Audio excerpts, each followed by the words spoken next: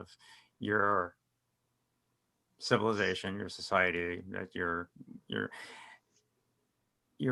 born into.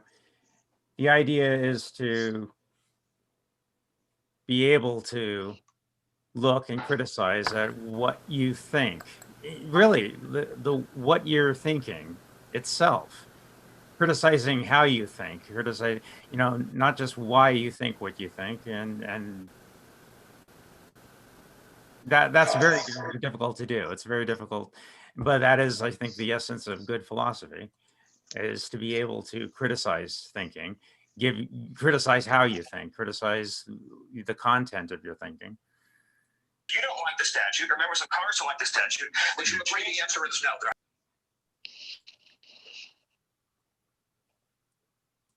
no? Yeah. So I guess there's another website. So he's also an artist, right? He is indeed. Okay.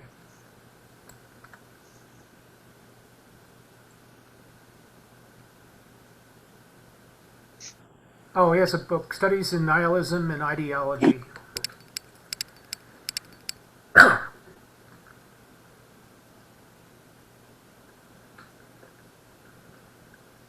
Well, I'm new to this group, but I would add the comment that for me, being able to look at society and critique it, it really helped that I was born biculturally. And so when you are always comparing one set of beliefs to another set of beliefs, it gives you sort of an early edge up being what to look at. Yeah. Yeah, the rest of us have to develop that as a habit, maybe from religion. Like in my case, leaving from religion, I had the same experience. There you go. People who turn to philosophy expecting to harvest a crop of formulas of wisdom or understanding do not understand. Philosophy has such things, but they are merely incidental, not the essence of the matter. Philosophy is about subtilizing and tuning up the coherence and acuity of one's seeing. It is about opening new dimensions for insight, learning to think about what one is doing when one thinks, instead of just blundering through the processes of putting thoughts together.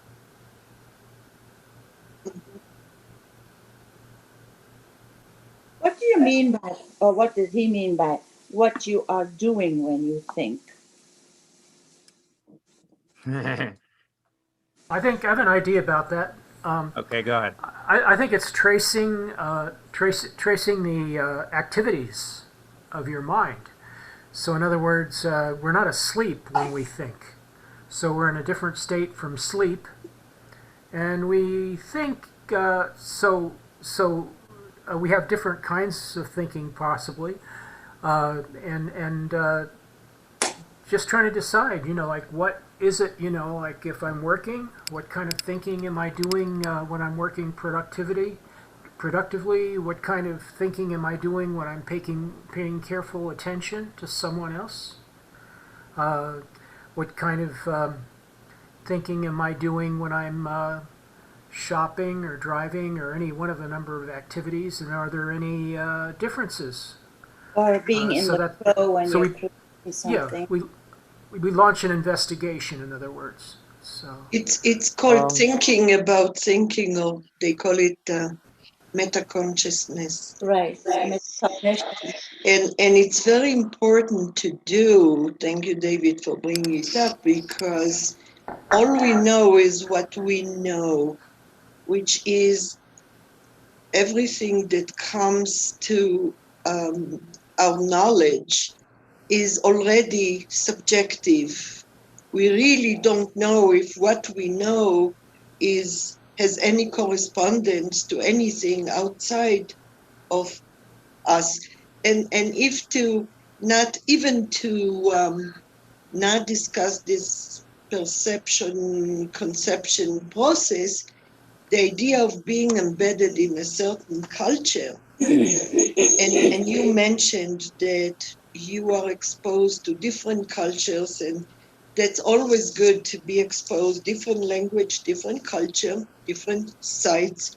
So you have at least an opportunity to compare different ideas rather than being stuck in some absolute given truths that where you were born and indoctrinated, this is it.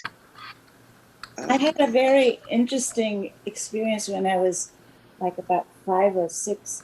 I realized that my mother was saying something, and my grandmother in a different culture was saying something very different.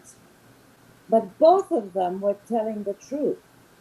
And so I got the idea that there's something like meta, there's a truth above the individual truth somehow.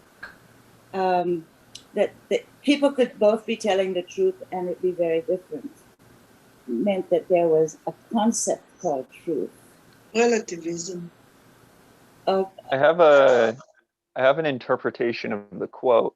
So it seems to me like there's like some, or it is possible to view philosophy as being like a series of arguments that you gain, or some kind of a position that is gotten, or some rules or like methods for going about something. The quote seems to be arguing against that and saying that that isn't philosophy proper. It's not about having like a rule set, or like just like a grab bag of positions. It's about a way of approaching subject matters in the first place. It's about being philosophically disposed on approach, rather than having these things that you've just collected that you can just like trot out. Philosophy in that way is like a disposition. It's a qualitative way of being, rather than uh, just like just like a bundle of arguments that you have, or just like some like conclusions. It's a process of like bringing philosophy into being, or being philosophical, that is learned and like grown into, rather than just like this like set of propositions, or like yeah, a table of things, index.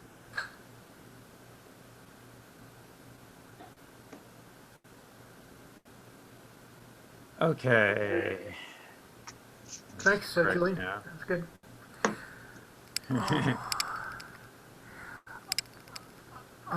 So this is my first one. I don't know what comes next. Uh, There's none. There's no next. no, it's that's just, relative. yeah, we're kind of just killing time until Rick gets here. Hello, I'm here. Hey, Rick. How are you? Better and better. Yeah, okay, glad you're here. Glad to be waited here. for you. Aww. Yeah. Okay, everyone. Welcome. This is quite a turnout, actually. We've I don't know if we've had this many people in a while, but welcome. Glad you're here. This is our Kenneth Smith Monday afternoon discussion group, where we take a Kenneth Smith essay and we scream about it. You remember these calls very differently than I do. So as I was saying earlier, I just choose these randomly. I thought this was a particularly trenchant one. So either we can just let Rick do a presentation, or I can open it up. Does anybody have any immediate impressions about anything they wanted to say about what they read about? I just want to apologize in advance. I Yeah, just James. read the paragraphs that you posted, so if I get lost, or if I haze out or get lost, I'll have to leave. But it's I appreciate all the comments, and and of course the subject matter is very interesting, because I'm totally jazzed up on ideology. So, but I'm sort of like in the guy's ballpark, except that our life experiences were so different. Yeah, it's pretty much just open. There's not really a lecture format, but it's kind of a discussion. So, does anybody have any comments about the essay to start us off? A lot of ad hominem. A lot of ad hominem. If you don't understand God, you're the stupidest scum of the earth.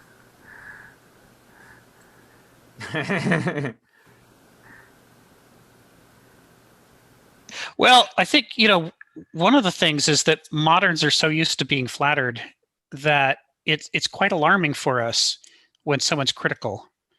It's hard for us to take, and it's not that we have a specific list of standards that we can say these are the standards that people should meet, and look, we're meeting them. It's that we don't like criticism at all. So our defense against people criticizing us is never, well, look at this list of standards and let's measure our behavior and confirm that we're behaving appropriately. It's always, shut up, you're mean. And it's because in modernism, one of the things that Nietzsche criticized in Germany during the rise of nationalism there, that kind of foreshadowed what would later become Nazism. He was talking about the way that the Germans were so self-congratulatory about how great they were and wonderful, and they were just the best of the best. And whenever he wrote these essays criticizing what was at his time contemporary German, we're number one kind of stuff, they hated it. They just hated it, but they never had a clear response about why they hated it, other than that he was mean. And so he would make these criticisms about, well, if you do this sort of thing, it's going to lead to totalitarianism and all sorts of evil behavior. And they're like, shut up, you're just a meanie. And that's what happens in America a lot. You can't criticize America where people say, oh, he's one of those people. So it almost doesn't matter our response to criticism on these things. It almost doesn't matter what the criticism is. We just shove it away. We don't want to hear it. Rick, as an atheist, I was and part of the CFI and FFRF and all those atheist organizations at the time. We went on atheist crusades.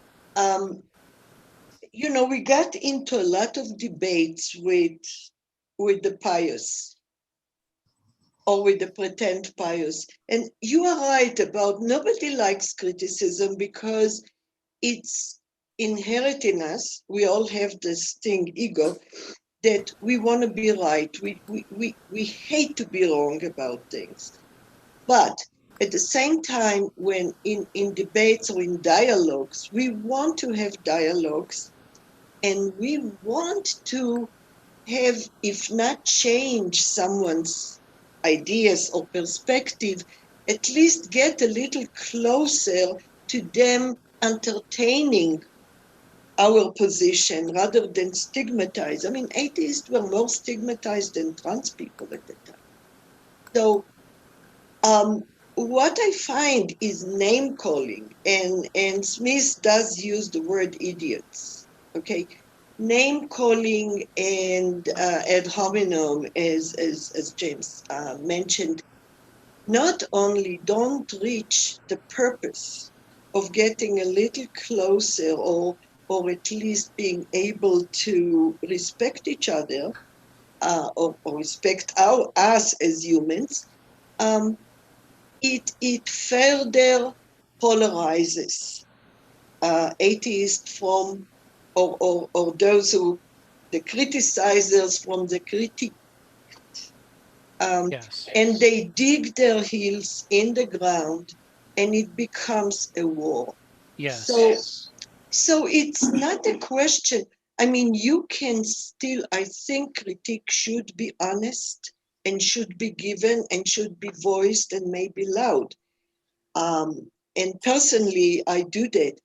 But stick to arguments rather than call on the intelligence or the integrity of the other person.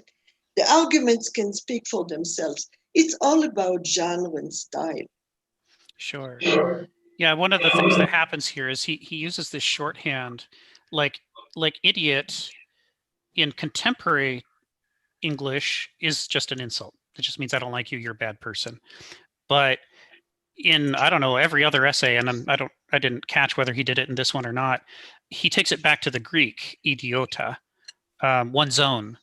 And he says that one of the fundamental problems that people slip into is being too concerned about their own things, their own values, their own friends, their own family, their own country, their own neighborhood, their own religion. And as a result, what it does is it encourages them to push away cosmopolitanism and to disregard other perspectives, when the thing that we most need to do above anything else is to collect perspectives and learn to see from multiple angles. And so he says this is almost, although modernism sort of turns it up to 11, it's always been one of the major liabilities of the structure of the human mind, that we have this kind of addiction to the comfortable feeling of pretending that our perspective is the only one. And that's the idiotism that he's talking about specifically, is that natural tendency to be too concerned with one's own things and not concerned enough with the larger picture and the larger world. Now, I agree, he does it in a combative way. He ought to really spell that out each time, and maybe he ought to use a different term that doesn't make people so upset. It feels less upsetting if somebody spells out those things and says, well, this is just something that people tend to do. Whereas if you use the word idiot, it's inflammatory. I agree. Could you use the word idiocentric instead? See, now that's interesting. Yeah. All these words are loaded down with historical meanings. It's hard to find perfect words. I just, for the first time in my life, I just neologized. Sorry about the delay. I neologized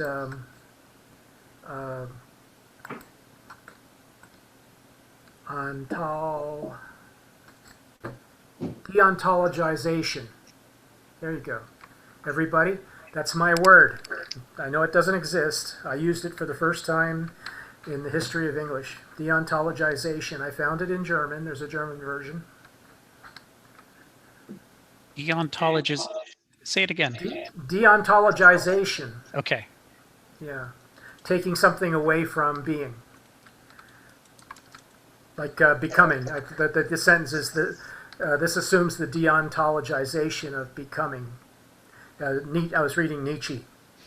Right. And, so this is I mean, I'm kind of pleased that this guy is kind of in that ballpark, but he seems so unfriendly and so Calvinist. Is there I'd like to open up that discussion.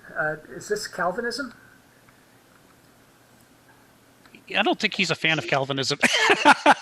he's what he does like, and it comes across here is he. What was the term David he used to use? Logic bombs. He when he was a little kid, he got hooked on listening to what people were saying and trying to think through the structure of their worldview and belief system, and they're almost always idiocentric, and then thinking, what's the thing that you could say or the question that you could ask that would jolt somebody temporarily out of their worldview that they've been stuck in and force them just for a moment to look at themselves from the outside. And you can see a tradition among certain philosophers if you kind of scan the fields. Some of them are very careful to write in a calm, non-offensive style to make it themselves as accessible as possible. But there's another thread in philosophy of people who are sort of out there to to start a fight. Nietzsche used to start fights.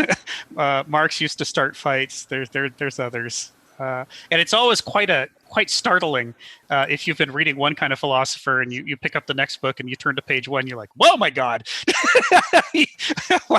really? You have to write like this? It's like, well, I don't know if they have to, but some of them like it. Jolts are good, confusing people.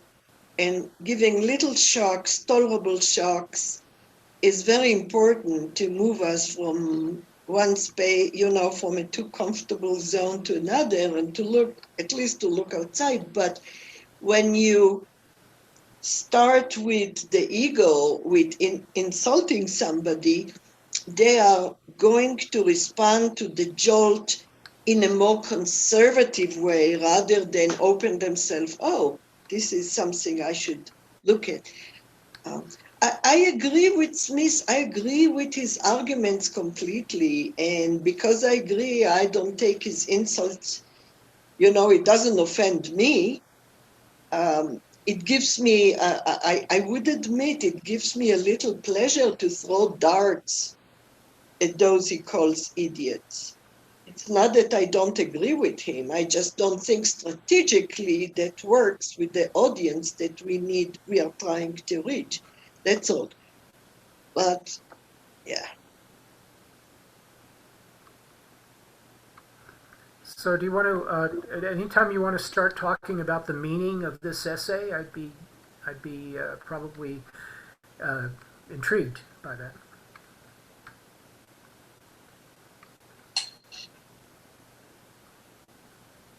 People are always arguing with me about the meaning of some Bible story or something like that, you know. So the meaning of something is pretty important. You know, what's the meaning of this essay? What does it mean to you? I didn't read it. I apologized already. Oh. Yeah, I'm just interested in getting some content out of this. Teasing it out, as it were. Let's start in someplace then. So one of the things that he brings up is that as moderns, we're inheritors or successors to the medieval tradition. That was 1,000 years of a particular way of looking at the relationship between man, God, and nature, and what religion is. And as a result, even in the act of revolutionarily pushing away the medieval world to create the modern world, that's what we're rebelling against. That's what we think religion is. It's very hard for people who are moderns, that's all of us, to think about the nature of religion without thinking about it through either Christian or anti-Christian lenses, because modernism was a rebellion against the medieval world. So we have a tendency to take for granted that some of the features of the medieval religion, we might assume that they're intrinsic to all religion, that that's what religion is. And I'm going to give you a non-philosophical example that he doesn't cite in this essay, but I think illustrates it. So I've played Dungeons and Dragons since I was a little kid. It's you know, it passes the time, and one of the things that happens in D&D a lot is that, you know, you're playing the part of different characters, you're role playing, you're imagining you're somebody else, and your character will have some sort of like a profession, but it's more like an ethical class. What do you do in the world? What's your relationship to the world? One of the classes is to be a cleric, a priest of a religion. And what's interesting is the way that even though this is a fantasy game and they could have conceived of religion in any possible way, from drawing from all over the world or just out of the imagination, what could religions be like? They're almost all like Christianity. Even when it's Norse or Greek or Egyptian religions or made up religions, they all assume the relationship between God and the priesthood and the rest of the people pretty much works in a medieval sense, that God wants your faith and obedience, and that you're supposed to have the will to believe, to override what you see in your senses, and commit yourself to know that something is true in the absence of evidence. That there's all this stuff that's taken for granted, even when people are having a cleric that supposedly is a servant of Thor or of Zeus. And you see this as well, this kind of constriction of the notion of religion into a medieval framework. You see that when people are reading the Greek myths or teaching them in school. They again assume that the way that a Greek would have worshipped Athena was pretty much as though you just swapped out Jehovah and put Athena in place. And so you've got the temple, and you've got the priesthood, and you've got the articles of faith and the rules, the catechisms that you have to follow. There's this natural assumption that that's what religion is.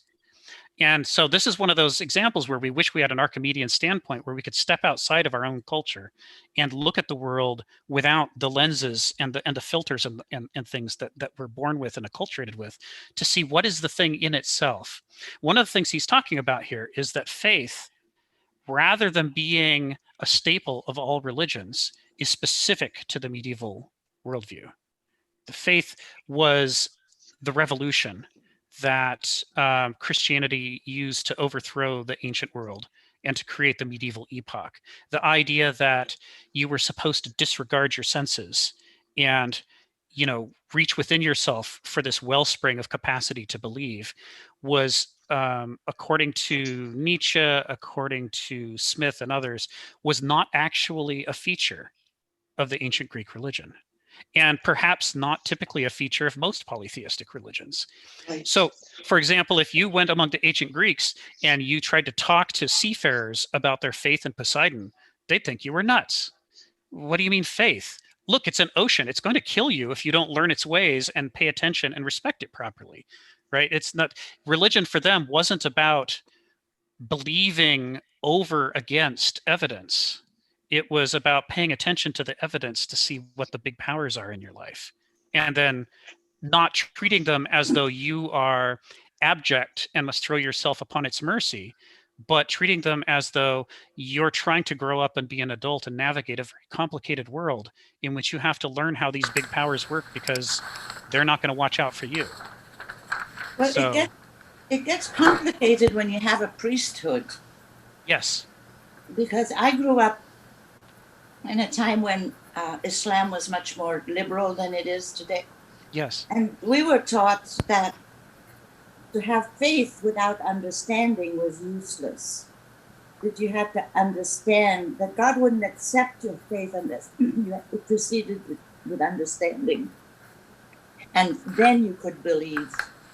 And the other thing is there's no priesthood in Islam, so it's your own job to figure things out. And that's what they call the ijtihad, contrary to what people think about jihad.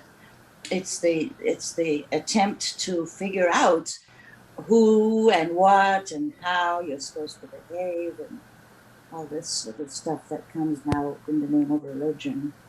right. I'm not a religious person. I'm a comparative religionist. That was almost what I did in college.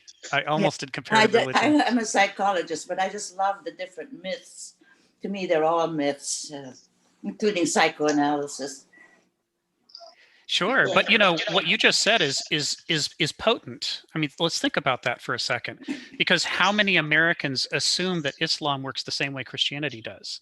They think it's the religion that you know they don't want. They want the Christian religion, but that otherwise it's like it.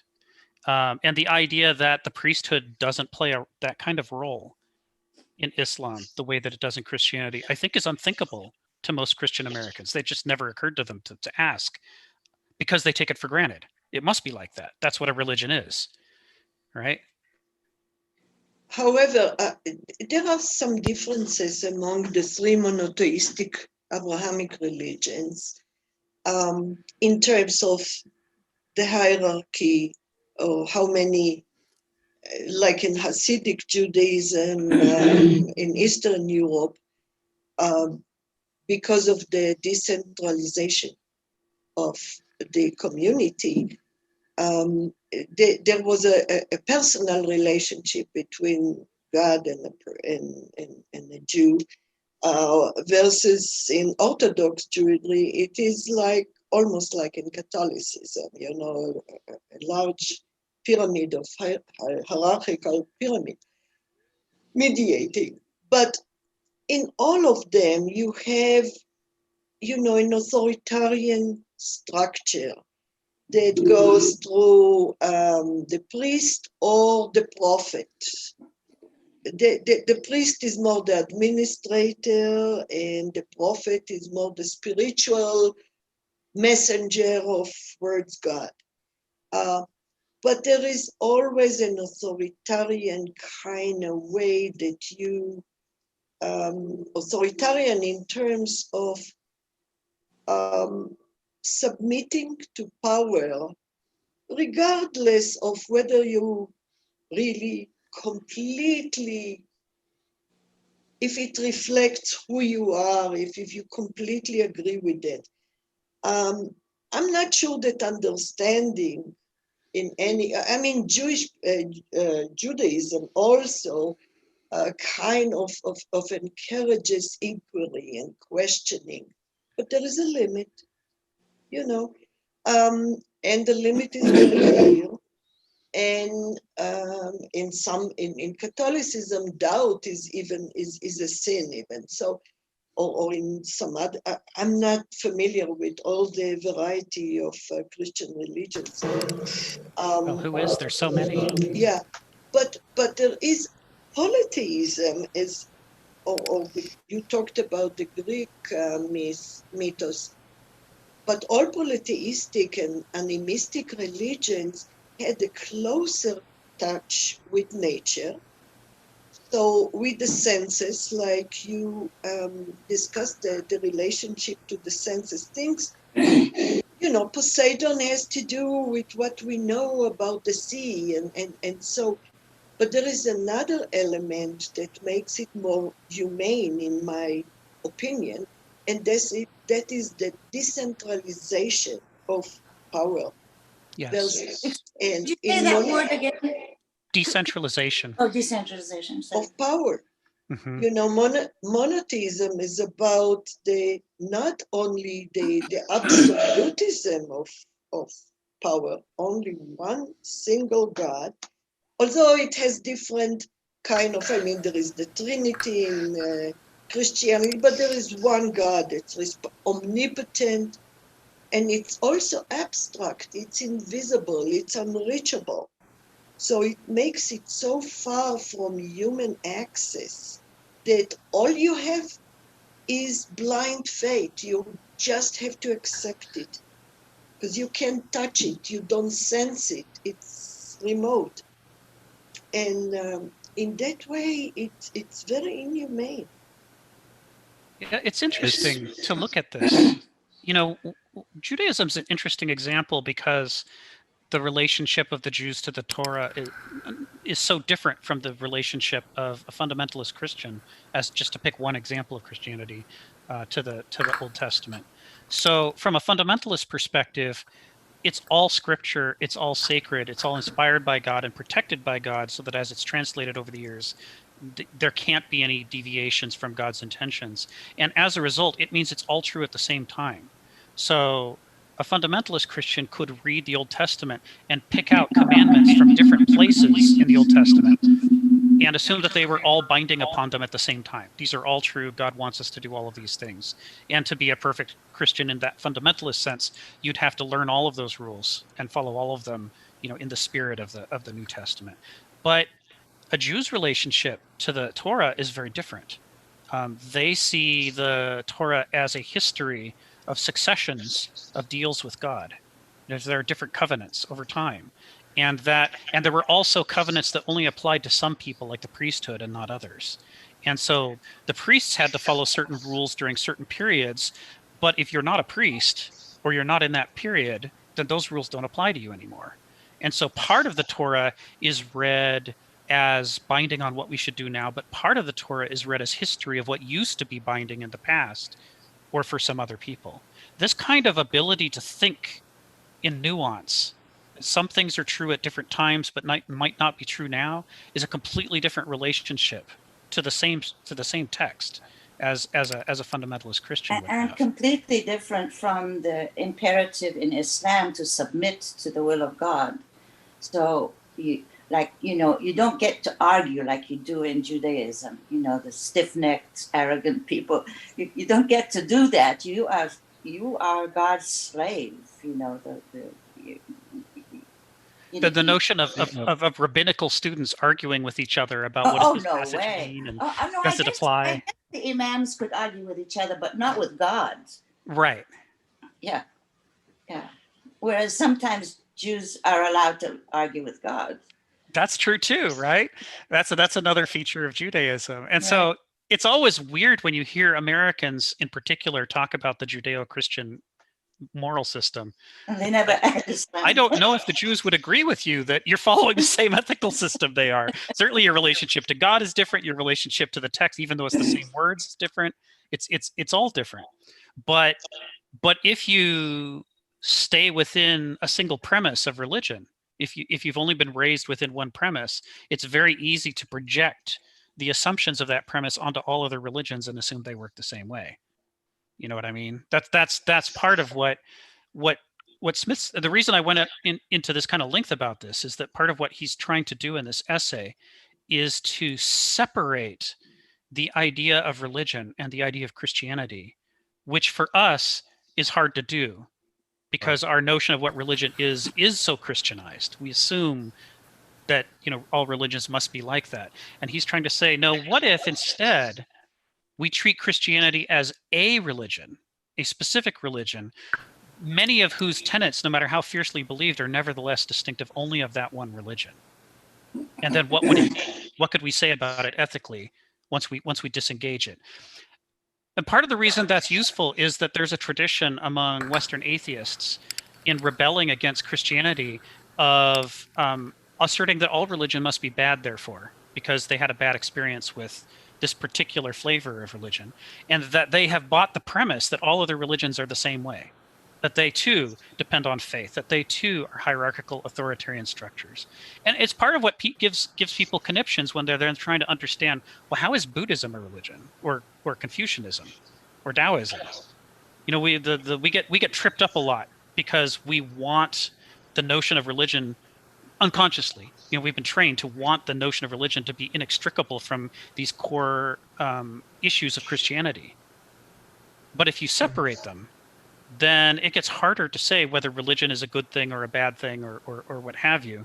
It gets easier to talk about whether Christianity specifically is a good thing or a bad thing, or whether Islam specifically, if we start to talk about them as concrete things instead of lumping them together into this giant abstraction of. That's called the genetic fallacy, right? Yes. Yeah, it's I guess.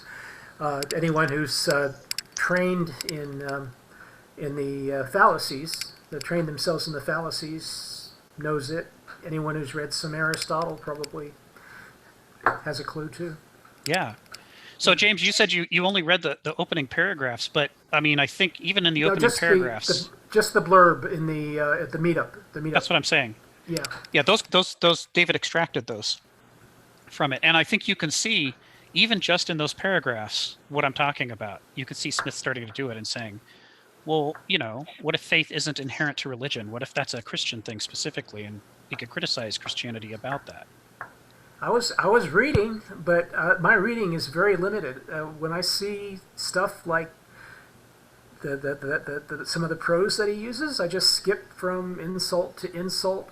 I'm trying to take it in, but the features of it are too loud. You know, some of the features are too loud. I can't get any meaning out of that kind of shouting, as we talked. David was talking about that at the beginning of the meeting, and so somebody was saying shouting. Yeah, it's a challenge, and even if he were being as nice as possible, which he isn't in this essay, and this essay wasn't written for a general audience. He was writing for a specific mailing list, and they had already got through a lot of the introductory stuff and sort of understood where he was coming from. But part of what's happening here is railing at the consequences that we take for granted and what they've done in the world. So, like, as an example, right now in America, we have this, well, in the United States, we have this problem where there is a theocratic minority that kind of wants to bring on the end times as soon as possible. And they feel like they've been cheated out of Jesus' second return, but they can make it happen if they can provoke a crisis in the Middle East. And so these guys, they basically tell you that this is what they're doing, but they tell you it's a holy thing and they need to do it. It needs to happen as soon as possible so they can go to heaven.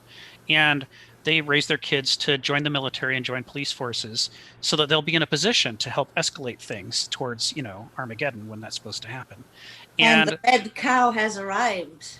Yes. Well, see, that's why you get into this scenario where, you know, you could say, well, how does the current president embody the ethical system of Jesus?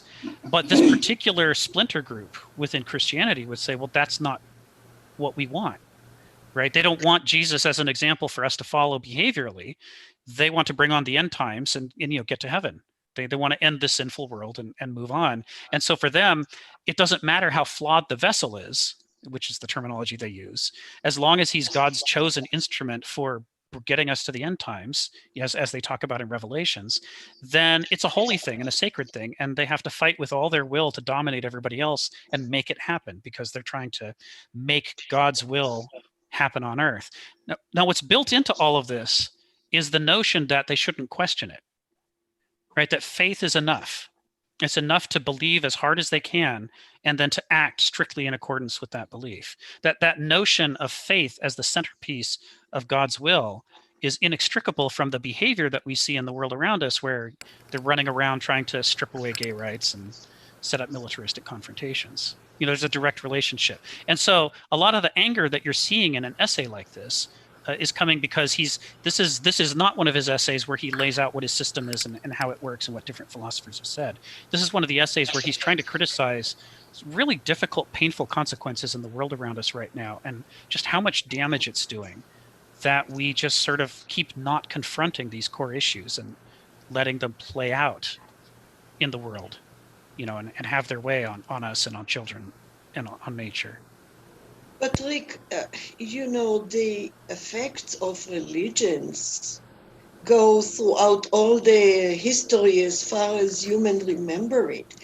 And that's why I see you're right that the three, and when I talk now about religion, I speak only about monotheism, about Islam, Christianity, and Judaism. There are common threads to all three of them, in spite of the nuance and the differences. And they have to do basically with how religion is played, not about the book itself, the words. One problem with the books themselves, the Quran, the Bible, the Old Testament, the Torah, is that there is so much room for interpretation. And so, like when you spoke about the Judaism and the way people that you spoke about Reform Judaism, there is ultra-Orthodox, there is conservative, there is Reconstructionist, and everybody takes it and makes another recipe from the same ingredients, okay? So the way religion is played is not necessarily that it's good or bad, but it has the potential. It has so much power because, one, it can be interpreted in many ways, and two, once it is interpreted by a community, there is faith, there is acceptance. You have to accept. Religion is about acceptance. It's not science, it's an ideology, it's a doctrine. And especially if you have a strong community, you also have the peer pressure on a community. What bonds a community is the consensus, is the agreement among them. So sometimes religion can be put for very good purposes, helping the poor and so forth. But many times it was a club or a rubber stamp to aggression, to wars and discrimination and persecution. I mean, Christianity caused a lot of good, but also ample persecution. And Judaism had its part too in persecution, and it does now. So, we have to look at religion the way it is played, what humans do with it. That's a very good point. I have some friends who are atheists who believe the world would be better off if we eliminated all religion and that people would treat each other better.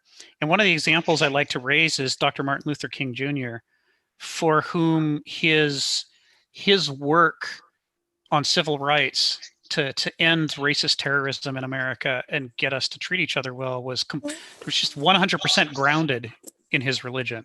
He's like they're not.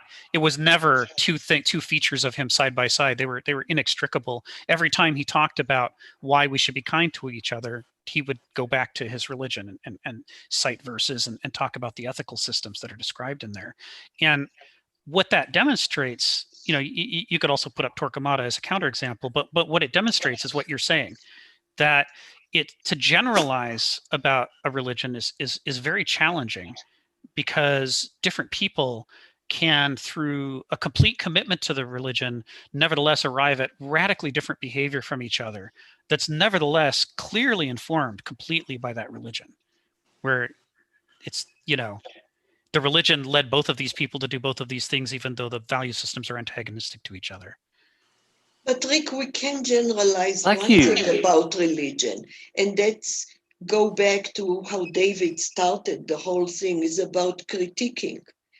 Always look at what is socialized and indoctrinated into you with at least a doubt, if not opposition, at least a doubt and a question. And religion as an ideology requires somewhat the surrender of the critical mind. That's it is maybe even more dangerous than other ideologies such as nationalism and exceptionalism and racism, maybe not as racism, but because it's so tabooed. It is tabooed to throw a stone at God. You can challenge God and ask him questions, but you cannot refuse God. You have to finally accept, even if you still have questions and challenges. And the answer is God works in mysterious ways. That's not only Christian. That is the answer in, as far as I know, in every monotheistic religion. So what is common to all of them is the potential to mobilize people without having sufficient data or reason. Thank you, Ayala. Sharon, you had your hand up? Yes. Well, this is my first time here. And I Welcome. just saw these two essays this morning. I don't know where you all are, but I'm in Florida, South Florida. Seattle. And I like the topic, the repressiveness of Christianity.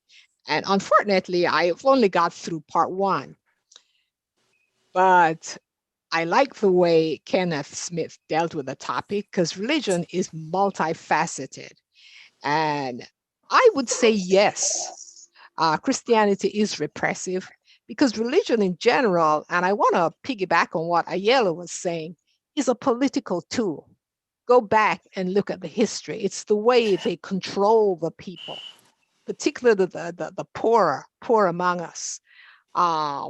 Catholicism was established that way. When Martin Luther broke away from Catholicism and established Protestantism, it was always about control. And faith is at the center of that control, where you participate without questioning. So Christianity is repressive, and I'm looking forward to reading the second part, but I like the way he dealt with it. And I didn't find any shouting in any of these essays. And I think right now in America, we are at a very, very interesting point as far as religion is concerned, because I was raised as a pastor's daughter. I've participated in religion, I've left it, but I've gone back and forth. And the more questions I asked, was the stronger I believe. And there's nothing wrong with questioning, because I think doubt is the way to certainty. And I don't agree that God objects to the questioning. I think it strengthens your faith. But right now, today, I see the Christian faith endorsing a set of principles which is directly opposite what I think the Bible teaches. So they are in politics. So here again, I think Christianity today in America is operating as a political tool, the way religion has always been. Thank you, Sharon. Someone want to comment on that? Only to agree. I agree with that. the president of Notre Dame University was only one vote away from being, asked to resign by the faculty. And he was at the White House, partying up with Trump and getting the new Supreme Court nominee to get confirmed. And he caught the virus, caught COVID among other people there. And now they're walking around, with COVID and trying to get this, Supreme Court judge confirmed. There's this Kafka quote. I must cite it every single time we have one of these seminars. In the contest between yourself and the world, back the world. It's the most fundamental rule of the relationship between an individual and the larger cosmos, is that no matter how big our ego gets, we have to remember that we are very small. We are very short-lived, and we have very minimal power compared to this giant thing that we're a part of, and that our job in life is partly to try to figure out how it works and align ourselves harmoniously with the bigger picture, and not to say, well, you all should shut up and do what I say because I'm me. Even though a temper tantrum, when you're a little kid or a squalling baby or an egomaniac adult, has the tendency to want to say, yeah, that's right, you should all do what I say because I'm in charge, because look at my great big throbbing ego. It doesn't change the fact that there's limits to how much you can set yourself against the world before the world pushes back. And it's one of the fascinating things about the COVID pandemic is that America had shifted so far in the direction of kind of faith asserting that it didn't have to pay any attention anymore to the facts, that we could just pick and choose our facts to whatever pleased us. We'd gone all, and you could see it in politics as well, the extreme partisanship, the distortion of reality, the centering ourselves within an ideology. It had become so extreme in our country that we'd really set ourselves up for a perfect Kafkaesque crisis in which something serious came along and we tried to treat it the same way we treated each other, but instead it was the world, not us. And so when we pushed, we lost. There's a reason why this is happening to us now. We primed ourselves for this. But death is always the great attention getter. And that's what's happening to us now, because there's no arguing with that. Once it's done, religion or not. And that's where we are now. So we can treat the facts any way we like. There's a sentence here that I found very, very interesting, where he said, religion is about the central core of principles, which is right, whatever those are, out of which one actually lives. The sublime energies that are the ultimate resources of one's will, conscience, and intelligence. Yes, I love that sentence. And I like that a lot, because it's where we are. And he goes on to say, it's not just that energy makes us feel so euphoric about our higher self formation, but that it's actually the active process that produces a self metamorphosis. But some of us never get to undergo that metamorphosis. We get stuck in one plane. Is it related to intelligence? I think not. I think it's related to will. Yes. Yes, the more we've deified our own will, the more resistant we are to metamorphosis. That's right. We don't want to be open to things that would change us. And part of what's potent about these, I'm really glad you picked out these sentences, Sharon. They come to the crux of the issue that I was trying to raise when I kind of first got on the call, which is that it's easy for us if you read. I was raised in an intellectual atheist tradition before I kind of grew up. That was what I marinated in growing up. And my dad was a sort of an ultra atheist. He liked to mock all religion and caricature it. And what I eventually found as I grew up is he didn't actually understand most of what he was mocking. He was cherry picking to what would fit, his particular style of critique. He wasn't engaging in good faith, and he's come around on this. He's grown up some, but it gave me an experience early on with the way in which even very, very, very smart people can cherry pick the evidence of the world to make it fit the argument that they want to have with it. So an atheist can do it just as much as a fundamentalist Christian can do it. It all depends on how strongly you're bound up in an ideology. Are you approaching the world with an open spirit, as an open vessel, willing to learn and grow, and or are you coming at it as an ego who's determined to shape everything to fit our preconception, and make it be there? So when you read these sentences that you just read, it sort of underscores he's describing something very different from our everyday experience of what kind of fundamentalist Christian American religion looks like, right? This is truly different. And if we falsely universalize what's possible for religion, or what we think the definition of religion is, from the limited experience we have with it in contemporary America, we would overlook what he's trying to describe here as the reason why religion originally arose. That is, when we say all religion, if somebody says all religion is bad, all religion is supernaturalist, it's all hierarchical, it's all faith-based, are we actually describing religion? Or are we generalizing the kinds of religion that we've encountered in our lives and asserting that that's all religion can be? And I bring this up because of the, you guys know the term the founder syndrome with relationship to religion? Yeah. So like, I'll give you an example from Buddhism, because we've been talking about Christianity a lot. So Buddha said we should not focus on death and what happens after death. That's not the important part. The important part is the compassion we have for each other in this world, and how we treat each other, and that we should be open to one another's suffering, because that's the basis for empathy. I suffer from separation and loneliness. You suffer from separation and loneliness. We could care about each other because we both understand that part of each other. This was his core metaphor that he was building up for how to make a complete value system, an ethical system. But after he died, Buddhism was struggling for how to grow in his absence. And so they began adding things. So Buddhism began to say a whole lot about what happens after death.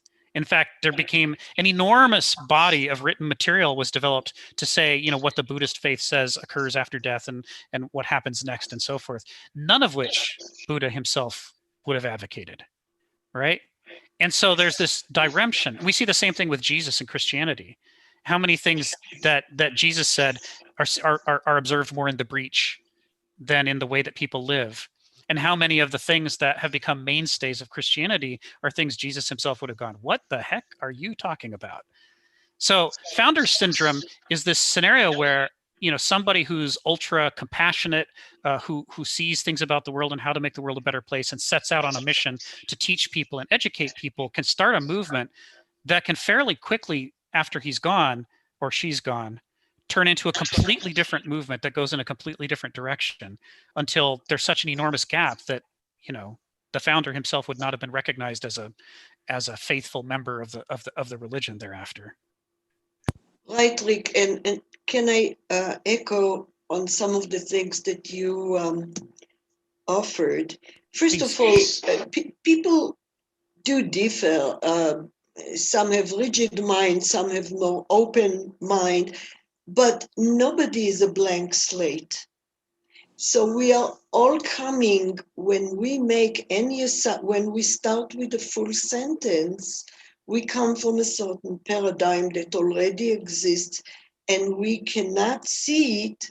Once we see it, we can't go on, we can't continue. Any argument is based on your own familiarity with paradigm, with a certain mental set. So it's hard to compare, and it's important. Bite the hell out of me. What?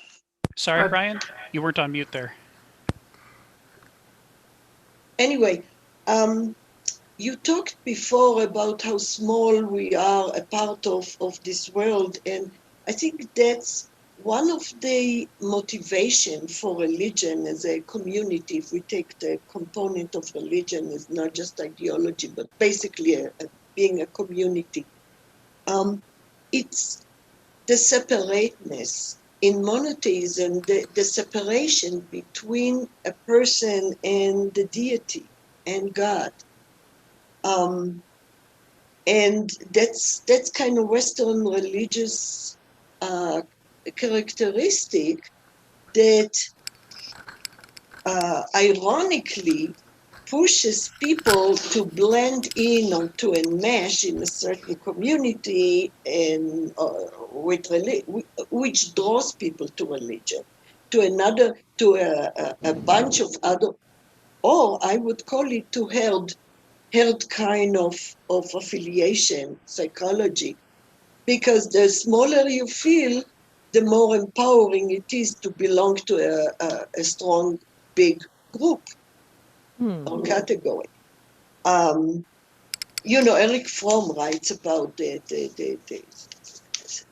he explains the formation of the Nazi movement as such escape and a need and psychoanalysts talk about it, a need to go back to some container. But pantheism deals with it very nicely. And so does Buddhism and several of the Hindu faith, which is we are not separate from the world, the cosmos, the nature around us. We are a feature, an aspect of nature. There is this oneness, which is so comforting that you don't need to surrender your mind to a certain group of humanoids and to a certain ideology in order to feel that you belong, that you're not separate. It's, I think the biggest fear of humans is basically separation, and death is one big separation from life. I wonder if people would be willing to comment on the role and the effect of love. Well, I'm kind of at this point. I'm kind of like I had my own comment. I just want to sort of like I don't want to conflict with anyone, but I just speaking as someone outside religion, or in an Ernest. Recently, I found out about Ernest Bloch. I'd heard of him before, but I hadn't realized. I'm supposed to describe myself as a atheist Catholic or something like that, according to Ernest Bloch. But as opposed to there's nobody who's an atheist. An atheist always belongs to a religion that he separated separated from God in. But and I realize from a humble standpoint, like that atheism is a minority of the population of almost any country, unless you don't constitute. I guess you would constitute Burmese Buddhism as a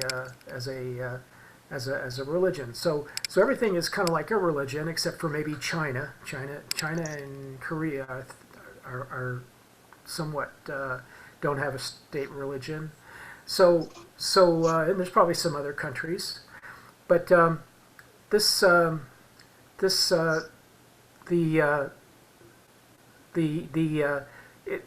question is, why should, since we don't have a spiritual society, or that exists in very few countries, where the society itself becomes so religious that the government dictates the religion of the people.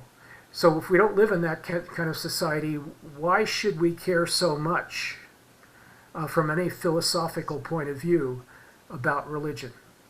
That's kind of the question that's hanging out for me. And then somebody else will ask, well, what does love have to do with it? Like, I didn't mean to jump in on Amal's... No, that's no problem. I didn't want to... Yeah. But that's been sort of like sticking in my mind. It's like, why are we here? Why is a person with, admittedly, good historical views on religion, but why does that subject? Why does the subject of adapting to God? It seems to me he was touching on that adapting to God is an issue. So, Rick, was he talking about adapting to God, or am I just like overestimating what he was talking about? Like he was really just simply in an academic talk about the Greeks? So I'm going to go ahead and answer your question, but first I see Sharon had her hand up, and who else? Gary, did you have your hand up earlier? Yeah. Okay. So let me do their questions, and I'll come back to you. Is that okay, James? Yeah. So Gary. Well, one of the things I want. Oh, Gary, sorry. I'll come back to you in a second, Sharon, because No we haven't heard worries. from Gary yet today.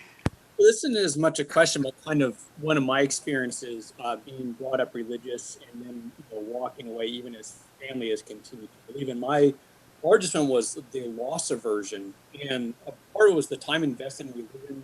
I feel like I'm tossing away a whole life's project. For me, that was 20 years, really because some parts of religion are either untenable or unbelievable. And so I was thinking for myself, if I'm religious and I'm searching for things that are wrong, my cognitive dissonance is going to increase. I'm also going to be thinking about the sunk costs if I choose to continue down this investigative path. And do I want to deal with the sunk costs by moving away from my current religion, either to something else, such as another religion or no religion, or even just doing further investigation? Each of those requires that I'm building up a cost bucket somewhere else, or the potential that I'm going to discover I have to throw a lot away. And I see that likelihood of being able that I have to toss it is becoming higher. So it's very difficult to do that. And so I have a couple options. One is I could double down in my faith and say, I believe all parts, whether they're beneficial or they're not, but say in total, the benefits of keeping the religion outweigh the costs of investigating or setting it aside for something else. So it's easier for me to accept things that are sometimes termed socially good and sometimes socially bad, because that reduces my cognitive dissonance and my feeling of things are gonna become very costly very quick. So it's just a way of reducing stress. And also there's religious friendships. And those friendships would be with God, my church friends, and the companion of religion that I hold within my heart, that I feel is kind of like like the little angels hanging around on your shoulder. You feel like you have that there, at least during the time I was heavily involved. And to step away from God, your church friends, or that companion that's hanging out on your shoulder all requires a certain independent strength to step away. If you don't have the independent strength, you basically have to walk away from 1, 2, or 3 religious friends that you hold within yourself into nothing. And that's a big step to make. And that was the biggest process that I went through, walking away from religion. That I'll pass.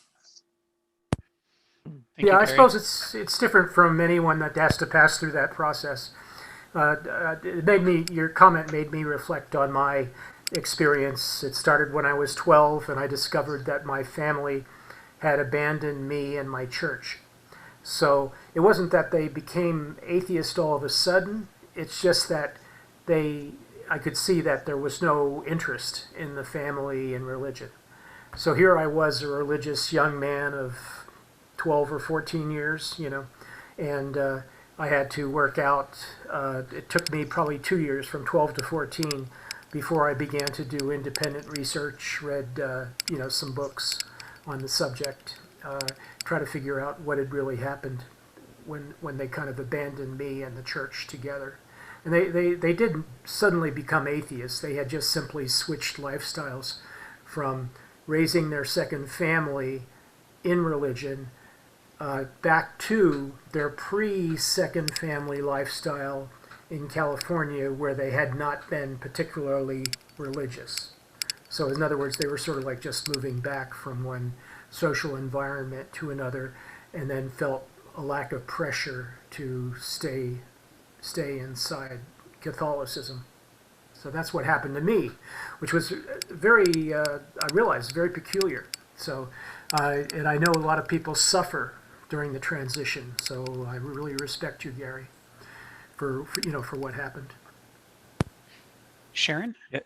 Well, Gary, I was a rebellious pastor's daughter, and I'm still here, right? Well, let me just say a couple of things. First of all, I wanted to piggyback on something that Rick said when you talked about fundamental Christians. In my experience, the more fundamental you are and the more rigid your belief, the less open your spirit, the less open you are to exploration. And those are the people that you can't have a conversation with, because they're not willing to see the other side. That's my experience. The other thing that James said, well, why do you need religion? And I divide religion into two big buckets. First of all, there's the business side of religion, which is the structure and the church and the pastors and the priests. And then there's the personal side of it, personal exploration, which gives you the tools to explore the ignorance of this life. And this life is all about ignorance. It's all about uncertainty. You don't know what is going to happen. And at some point, you have to have faith. And this is positive thinking. We've called it a lot of many things, that everything is going to work out and be okay. If not, you will not have any peace.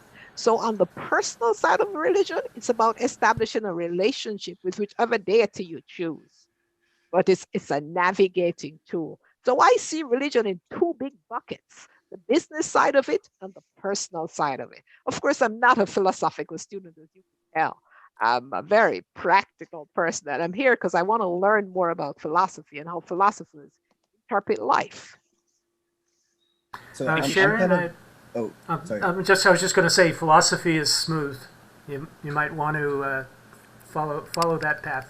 Smooth. Yes. That's a In my opinion, yeah. I've never my heard humble that opinion. What does smooth mean? like a It whiskey. accomplishes a lot. It might even accomplish about as much as you were just talking about. In other words, it encompasses all of that stuff. It encompasses everything from disappointment all the way up to inspiration. That's all inside philosophy.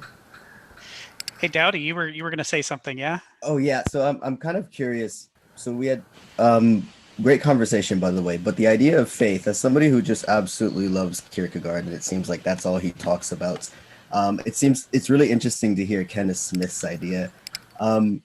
It's really interesting. Every time I seem to ask a Christian, of course, I'm stuck in Christianity, like I'm stuck in the English language. But every time I seem to ask a Christian, like, what is Jesus to you? They say, well, Jesus is somebody who you have faith in order to get to heaven. Whereas it always seemed to me that Jesus is somebody who you have to act like, and you have to emulate, and thereby you'll have faith in it. Sort of the idea of all my thoughts took actions, but my actions took thoughts. And so it's really baffling how, as in a sense Kenneth Smith is saying, it's become religion. The idea has become so abstracted that it's no longer what the body is. Like the body has no like sway or anything within religion. And I'm wondering too if that's like something to do. I'm not too familiar with the era, but like dualism, like mental dualism, the mind and the body being separate, and then religion just got tacked on to what the mind does and the body is irrelevant, losing the way, or like what Kenneth Smith is saying about the spirit, which he talks about in the beginning, but he doesn't really mention later on. I'm curious as well. I'm sure you talked about it in the previous discussions. I've also wondered if we're seeing that just being the same process just happening everywhere in Western society. And specifically, I look at this school where knowledge became so mind oriented, yet at the same time, we just lodged it in these temples like we did religion. Is that something that I'm just witnessing on my own? But as well, I just want to understand more the idea of spirit and the idea of faith, and like how that plays into it, because like Sharon was saying, we have to have faith in things. Yet at the same time, it should be almost like a very intimate one-on-one.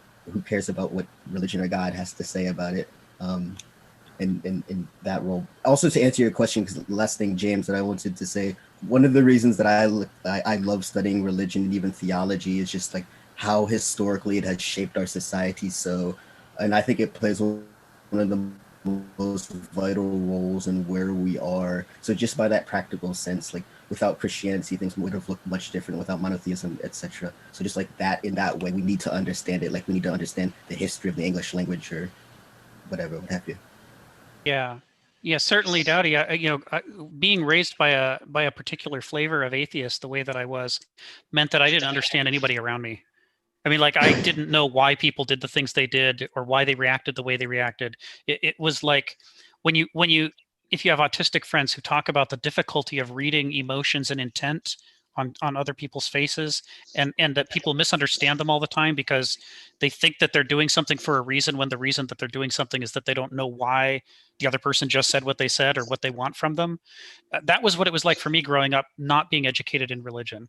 So one answer for James is the same, is related to the answer you gave, Dowdy, which is if you don't understand religion, it is like being autistic. You literally don't understand what's happening around you. Everybody else is sharing some kind of an understanding of each other that you don't have access to. You're just completely cut off. And so it sort of raises this question: can you teach it without indoctrinating in it? Can you treat it like a phenomena of the world, like anthropology? Like, these are things that people believe, these are things that people do. You should understand this, because otherwise you won't know why all these people go do this thing. This is what they think they're doing. Whether you agree with it or not, that's why they're doing it. So that's one reason to teach it. But that reason doesn't really challenge our assumptions about what religion is. So I have a radical instinct. I like to go for the root of things. I like to see what makes things tick at their heart and not just details. And so the challenge in talking about religion is how do we see it outside of the framework of medievalism and faith and Christianity. So I wanted to answer your question mainly by proposing a book that people should read. It's a short book. It's a quick read. It's inexpensive, and it's a fascinating read. It's by Clifford Geertz. I put him in the chat. Clifford Geertz. It's called Islam Observed, and this is from the year that I was going to go into comparative study of religion from my college experience, and I read a whole bunch of books comparing religions to each other, and this was my favorite of all of them, because the problem that Clifford Geertz set is the one that we have right now in this discussion, which is, what even is religion? And how can we have all these strong, passionate opinions about something when we can't even define what it is? We can't agree on what it is. But we all strongly want to advocate our position on it without actually having established what it is. And so Clifford Geertz just set himself this seemingly one small problem. Can we come to an agreement about what it actually is? So the methodology he follows in this book is fascinating. He said one of the things that people who are not Muslim often don't understand about Islam is that it is not unified in any way, that there is an enormous variety of experience and variety of practice and variety of belief. And to illustrate that, he showed historically the spread of Islam across Africa and Asia, in the Middle Ages. And he said, well, the farthest west that it reached was Morocco, and the farthest east that it reached was Indonesia. So let's look at Islam in Morocco and Indonesia and compare them to each other and say what's the same and what's different. And whatever is the same, we could call that Islam. And whatever's different, we could call that the cultural adaptations of Islam to their culture, or of themselves to Islam. That it's the part that's not the core. And maybe by doing that, by comparing these radically different expressions of Islam, we could answer the question of what Islam is, and that might help us answer the question of what religion is. So it's a short book. I think you guys would really enjoy it. And here's the conclusion he reached. It's shocking how little is in common between Morocco and Indonesia, between Muslims, when he was writing this book. He says, you'd be amazed how many things you would assume are basic tenets of Islam that are not shared between these two countries. One has or the other doesn't. And he says this is typical of Christianity too. If you try to sit down a wide variety of Christians and tell them, here's what you all believe because you're Christians, half of them will just laugh at you. They're like, no, I don't believe that, and yes, I'm a Christian. I had this experience with a Unitarian Universalist 20 years ago, where I was trying to sum up Christianity, and she just laughed at me and she said, who are you to tell me what Christianity is? I'm a Christian, and I don't believe any of those things you just said. And that was a big humbling experience for me about the dangers of abstraction. So Clifford Geertz tackles this in Islam Observed, and here's the conclusion he reaches about what religion is in general. And I'm not saying that this is the truth. I'm just saying here's a possible definition we could play with that's not incompatible with what Kenneth Smith's got going on in these essays. He said, go ahead. You are into nuance. I was looking for commonalities. And the nuance that you're describing here, Morocco, Indonesia, is just one example of religion being the significance of religion is in the way it is played. Mm-hmm. And human behavior and different cultures consist more than religion in the way they form and develop and evolve. So the danger is religious ideologies that are taken with too much certainty. I'm more into Sharon's idea about religion, that it's a political club, basically. But there is another potential here that poses either a danger or, well, it is dangerous in the way that, it is considered a word of God, something that it shouldn't be blasphemized and accepted.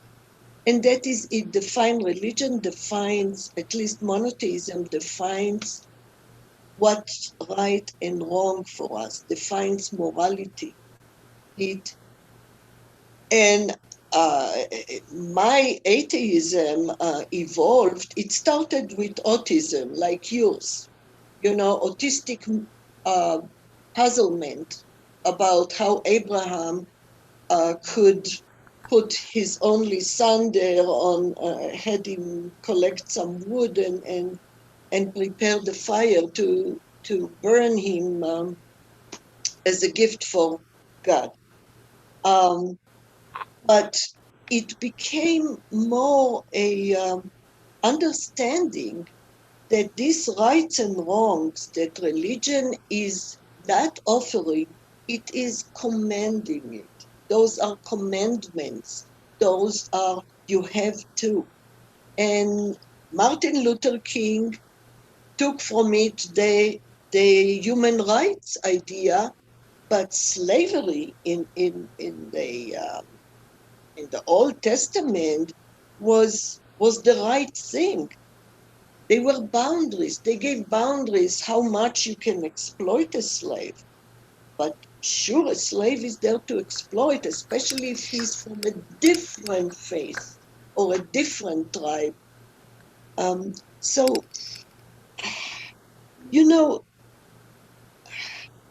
much of this morality is not only the values that are right or wrong, are conveyed in a subdued way, in a subtle way, through storytelling, right? Storytelling. So you really absorb it. As children, we had Bible studies that came out of our ears in first grade. It was through stories that explain this is the right thing, this is the wrong thing, and you absorb them by osmosis. And again, that's a very dangerous thing in my mind. There is a lot of bad values that are completely against anything that I believe is correct in the world. But they are taken for granted. You don't even notice them. For example, in Passover, all of us, I don't do it anymore. I don't do the Seder. But you're supposed to, Jews are supposed to take the glass with a little wine and put the finger and thank God for the plagues. The last plague is the worst. He is killing firstborn, Egyptian firstborn. Every single one of them. And you say it, and people don't mean it anymore, of course. But this is something that's in the subconscious mind, and that is the separateness of being Egyptian and being Jew, and the good and the bad. Yeah. Yeah, it's interesting because many of the things that we use to describe religion are based upon just kind of picking a few examples and highlighting them. So it's understandable that we focus on monotheistic religions because of where we are in the world and when we are in the world. But if we were having this conversation in India, we would naturally assume that we might want to talk about polytheism, or we might want to talk about polytheism and monotheism side by side and try to account for them both. So it's a challenge. Yes, Sharon. Well, I'm a big student of comparative religion. In fact, my dad when I was a kid, my dad wrote a PhD, and that was his subject. And what I observed is whether it's monotheism or polytheism, the fundamental factors of how we relate to each other, like you're talking about Buddhism, tend to stay the same. So whether or not you're going to read the Hindu scriptures or the Muslim scriptures, do unto others as you would have them do to you. And this is pretty simplistic, and I don't know how to express it in philosophical terms, is a common thread. So whether it's monotheism or polytheism, just impacts the worship, the rituals, the politics. That's the big part of it. That's my experience with it. I was wondering if Carl Jung might be helpful in our understanding of what religion is. That we all have this unconscious, subconscious, or unconscious archetypes, that kind of inspire us or force us to, put some kind of order, form, or understanding of the cosmos that has some kind of order. And the order, is usually hierarchical. The way we, grow up as kids with parents and so forth and so forth. And as in most governments are hierarchical, societies are usually hierarchical. And so these kind of, orders of experience is common throughout every culture and throughout history. And that that's why we can account for all these differences in religion. And the Buddhists, some Buddhist sects have a ritual where they spend, a number of days using these little colored beads to create this image of a cosmos. And after 3-4 days, when they finish, they just wipe it away.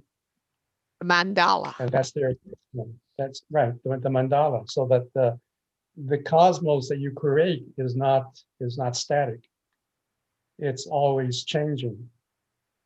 Yes. So this. Yes. So this, it's understandable why we need to have some kind of a sense of order, of life and of nature, because it's always changing. So we need that order. So Nietzsche and the philosopher Gilles Deleuze came up with this new term. Since the world is also chaotic, and we need this kind of understanding of the system of nature, he came up with this new term. He calls it chaosmos. So a chaosmos is more, a realistic understanding of. I like that. What really is. I'm writing it down. So if How do you spell it? Yeah, if you want to understand that kind of perspective, read Gilles Deleuze's Difference and Repetition. It's pretty, hard to read, but he goes through gives you all these examples of, science, philosophy, art, history, literature, psychology, and all these examples of this kind of perspective that things are constantly changing. And even though you see similarities, you see two leaves that look exactly alike, but they're really different when you look at them closely. Snowflakes are always, they look alike from a distance, but when you take them and you look at them closely, they're always different. They're always different. And the what? Okay. So.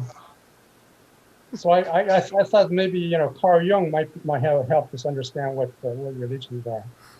Thank you. I wanted to touch back. I wanted to go back to what Ayala said. Is that okay? Yeah, Ayala.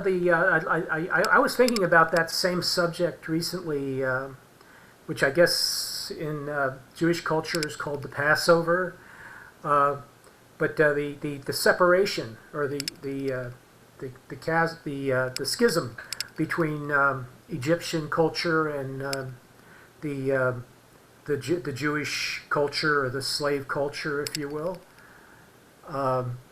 So I was wondering, I was just like meditating on that. I think that's probably a really good meditation for anyone.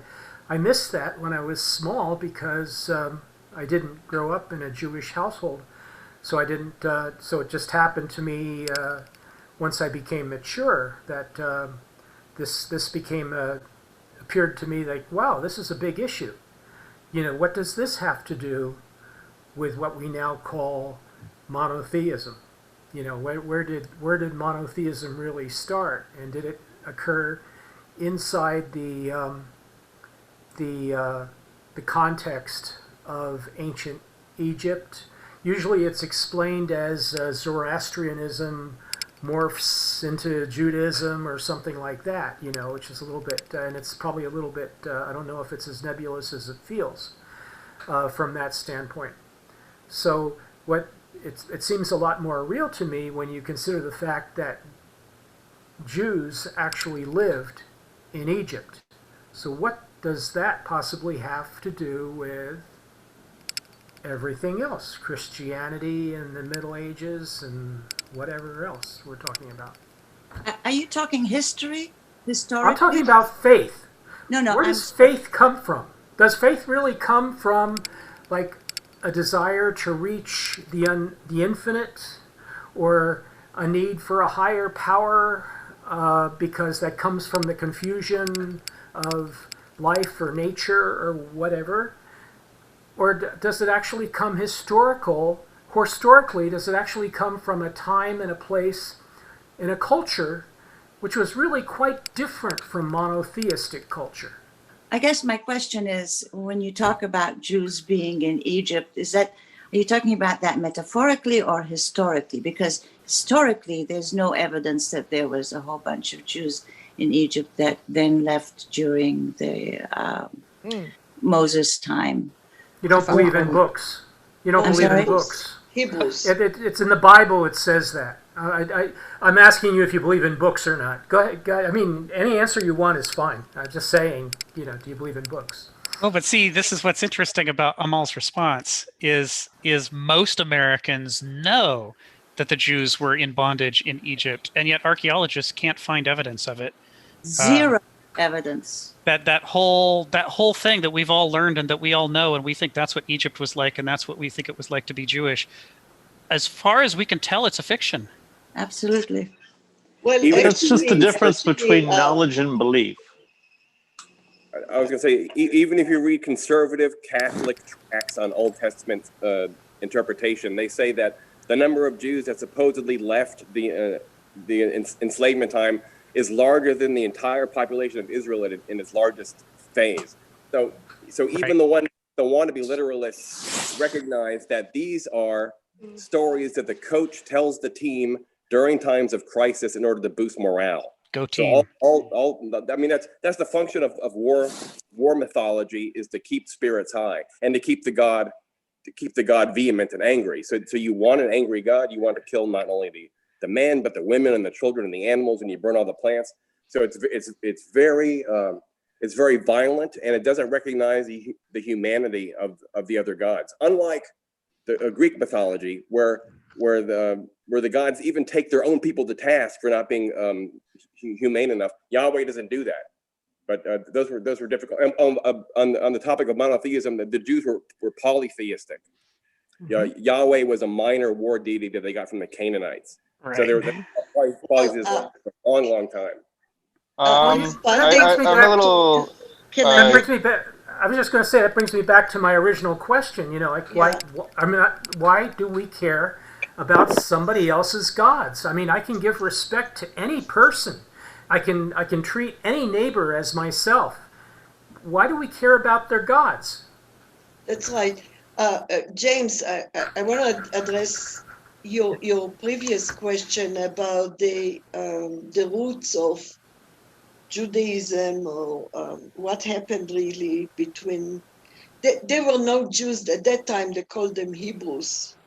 The Judaism religion was formed, so-called later on, in the desert, while archaeologists found actually evidence for a small tribe of nomads that was going in the Sinai, that was actually living in the Sinai desert until they hit Canaan, which is the Palestinian-Israeli land now.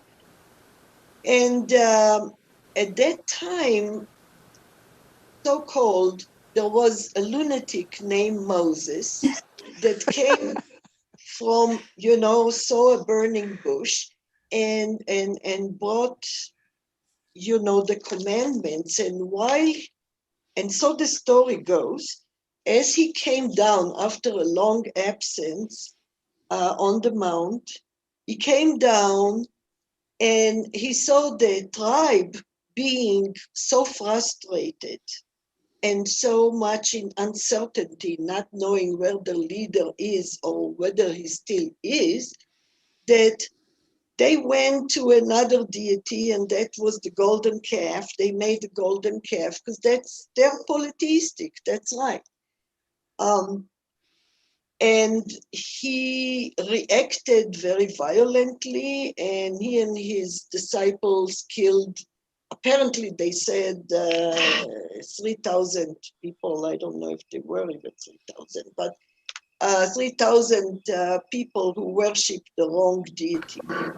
So it started with violence, but if we are to, let's say, accept the idea that monotheism started in the desert, perhaps one way to understand it is that, again, the dispersion and the life in the desert of a small tribe could not allow multiplicity, could not allow polytheism. It required a centralized political authority or power, which Moses not only had, but also delegated to the priest, to his brother Aaron and the other priest.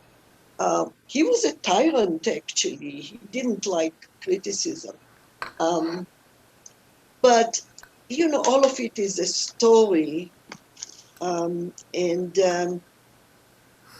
The fact that the pyramids were built by slaves has never been supported, neither by archaeologists, geologists, paleontologists, or anybody else. Yeah, that particular point, before we go on, that particular point has been very well established in the last 20 years. We know for certain it was not built by slaves. It was built by incredibly skilled and well-rewarded craftsmen who were at the pinnacle of their art. They built a whole city for these people at the base of the pyramid to live in, and they've gradually come around to excavating their quarters, and their quarters were better than average for Egypt at the time. They had water, they had food, they had, they had great beds. They got to be, buried really well when they died. And it's because it's really hard to build a pyramid. It's not something you shunt off to a bunch of people you just snatched out of some other land and said, here, I'm going to whip you until you do this thing. That's like whipping someone until they build a particle accelerator. It's no good. In addition, they were the first people to ever have a labor strike. Right. Right. Right. But what's important about this is if we go to the Clifford Geertz definition that I shared in the text, he talks about the way that part of what makes a religion tick is that it describes the world in a certain way and says this is the way the world is. Mm-hmm. And then it describes an ethical system and says this is how we should behave. But then the third component is it weaves the two together and says the world is this way because we behave this way, and we behave this way because the world is this way. They try to make them interdependent so that people have a coherent life in which their place in the cosmos makes sense. And so the 10 Commandments being brought down from Sinai by Moses and the golden calf, that entire story is an explanation for why we follow these 10 rules. Right? Political too. Right. It goes beyond political. It's trying to center people within a cosmos so that they know where and when they are and why they do the things that they do. Whether it's true or false is a whole separate question. But, the fact that the world makes sense to them and they know what they should do when they get up in the morning and they know they shouldn't eat each other and kind of basic things like that are established by the religion. Robert Klein. I have A lot some of issues with some point. of the characterizations that have been given so far and regarded as explanatory of, say, religious stories. I think one early example was something like um, the story of like slavery in Egypt, and then they tell this before they had to defend themselves as a nation in some circumstance. Right. That's to me, and like then saying that, okay, that's the function, that's what that story is. It is something that ensures the survival of a tribe and it gets to perpetuate onwards. To me, that's a bit like say we have this question of why does this person have a nice TV, uh, and then we go and say, oh well, a week ago they got $1,000, and then we say they have a nice TV because they had $1,000. That is non-explanatory. You've described a condition of possibility, something that had to be there in order for them to do what they did, but that doesn't actually explain why they have the TV. To understand why they have the TV, we would have to understand what a TV even means to them, why they desired a TV, Right. what they want to do with the TV, et cetera, et cetera. Right. So the meaning of those stories to those people is not explainable in terms of just saying, oh, it functionally they survived on account of having this story. You can't do like this Evo psych reduction because it's literally non-explanatory. You're just accounting for little features necessitated in some sense by like the fact that they survived. You're not actually doing an explanation. It's non-explanatory. Yeah, I think that there's certainly more than one contributing cause. For example, why is Yahweh a meteorological God? Why did God of thunder and storm become primary? So yeah, you're right. It's more than just morale boosting because we have to account for the character of Yahweh and his origins and other things. But I wanted to make a remark on what Rick said. Bob Kane makes a lot of this point. You know, Hume makes a big deal out of the naturalistic fallacy. The fact that is and ought are separate domains and they don't really belong together. But religion is unique in that it begins with the naturalistic fallacy, and it has the good insight that we should secure our ethics and our metaphysics. So you build it in from the beginning. You say that the reason we ought to do so and so is because nature, being God, foundational reality has this oughtness built into its stuff. So I think that people crave that. People crave the overcoming of the naturalistic fallacy because oughting is happening in being. So there really ought to be a link between our oughting and our being. But I think religion satisfies that. That was what I really wanted to say. And they're fundamental questions of the human condition. I mean, you get up in the morning, what are you going to do? Literally, what should you do and what should you not do? What happens next is a question Eat that breakfast. Right. I mean, every human being faces these questions, and some of the questions, it's fine if we say, well, you know, I don't care if you have Frosted Flakes or Cheerios or granola or eggs, eat whatever you want. You know, that the culture doesn't necessarily have a vested interest in that, but that the breakfast shouldn't be your neighbor is an example of something that the culture does have a vested interest in ensuring that we get a consistent behavior on, right? It's not okay if we sort of 99% of us agree that you shouldn't eat your neighbor, but 1% of us go about doing it. That's not good enough, right? You can't actually have a culture unless you can get fundamental agreement about sort of some basic foundational behavioral stuff. So we have to be able to answer those questions. There's nothing arbitrary about this. They have to be answered. And when you're trying to explain to a 2-year-old or a 3-year-old why they should do something, what is the very first question they come back at you with? Why? It's one word. Yes, Sharon, that's right. They say, why? Why should I do that? Why can't I eat my neighbor? Why can't I hit the dog with this ball I picked up? There's this immediate demand for an explanation. And so you can see why religion's not just trying to get us to behave a certain way, but it's also trying to answer the question, why should we act that way? And But you know, to the extent that we don't answer those questions, for example, if we say that's not our job to answer those questions and you can do whatever you want, or maybe we'll have a plebiscite and we'll vote on it. If we don't answer those questions, we don't actually have a culture. You know, Rick, we don't live in a country that kills 1% of its people. We live in a country that jails 1% of its people. Yes, we do. So I don't think that's that odd of a question. In other words, you know, it's like the society, the difference between society and logic is only separated by one word: punishment.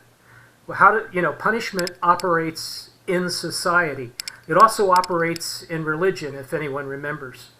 Yes. So, you know, I mean, who's guilty?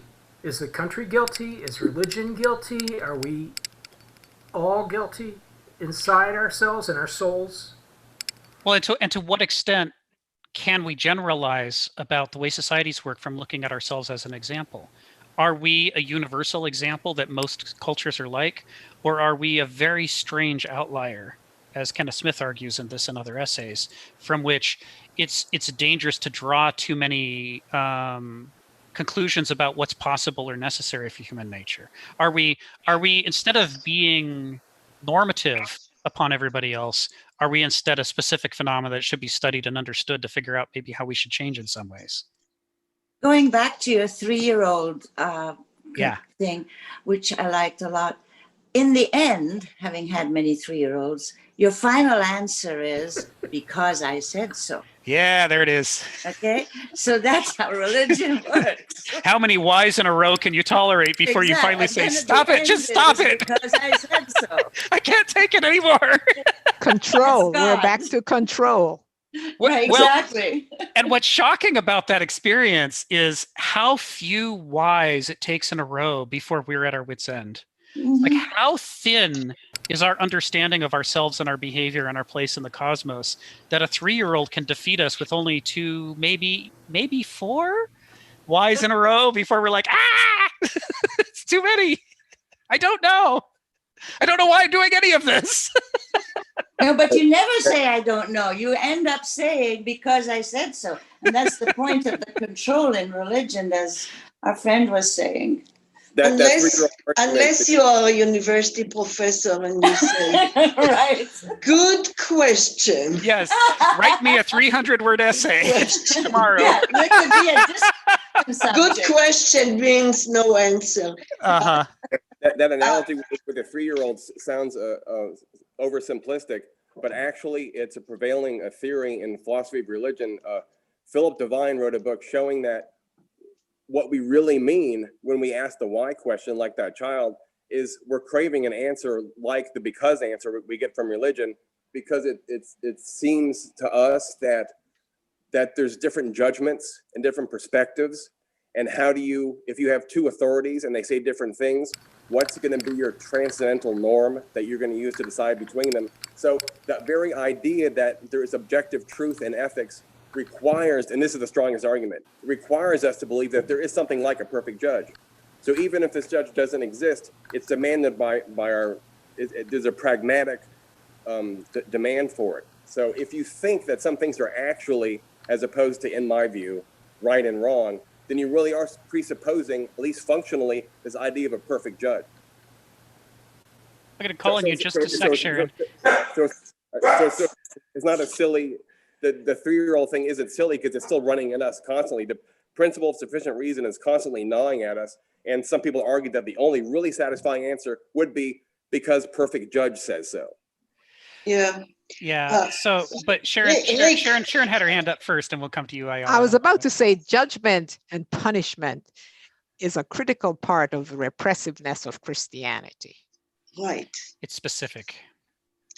Right. And I wanted actually to go back to repressiveness because this is what got me to that talk as an interesting word. It's a psychological, it takes from repression, right? Yeah. And I wonder if religion really, take monotheism again, or if you want, Rick, to focus on Christianity, is about repression in its moral ought, that one has to be a certain way, not just to act a certain way, but to be a certain way. You talked about defining human nature, and homosexuality is one aspect, one example, but there are two forces in our civil behavior, social behavior, that limits our behavior, put boundaries. One is inhibition and one is repression. Actually, there are more than 2. But the inhibition is giving us freedom to curb or manage our impulse. So if we are motivated by something that is not within our will, like an impulse, the inhibition is the one freedom we have to manage it, to stop it or deroute it or something. However, repression is more enslaving because it pushes the impulse to a subconscious or a dark spot in us where it's unseen and therefore will be unsupervised, unmonitored by us. Yes. Yeah, that's like an autonomous superego versus a socially engineered superego. Marcuse talks about this. Yeah, most of the repression that we embody that runs in us automatically, unconsciously, is surplus repression. It doesn't need to be there. It's part of social engineering. But you're right. Without the ability to withdraw from automatic biological spontaneous engagement and enactment, like this, Nietzsche talks about the true self as a wheel that sometimes its teeth are engaged with the movements of the body and speech and thought, but sometimes the wheel can withdraw its teeth and spin internally of its own accord. Without the ability to disengage from automaticity, there'd be no such thing as freedom and self-mastery. I think that's right. Yeah. Oh, You know, I don't know how many of you read the 7 Habits of Highly Effective People, which, like all pop books, has its strengths. Stephen Covey. Yeah. Yes, Covey. One of the things that he's got a number of tools in there that are particularly useful, and one of them is this idea that freedom is the ability to separate stimulus from response. And if you can't do that, if you always respond when you're stimulated, then you're not actually an actor. You're just a mechanism.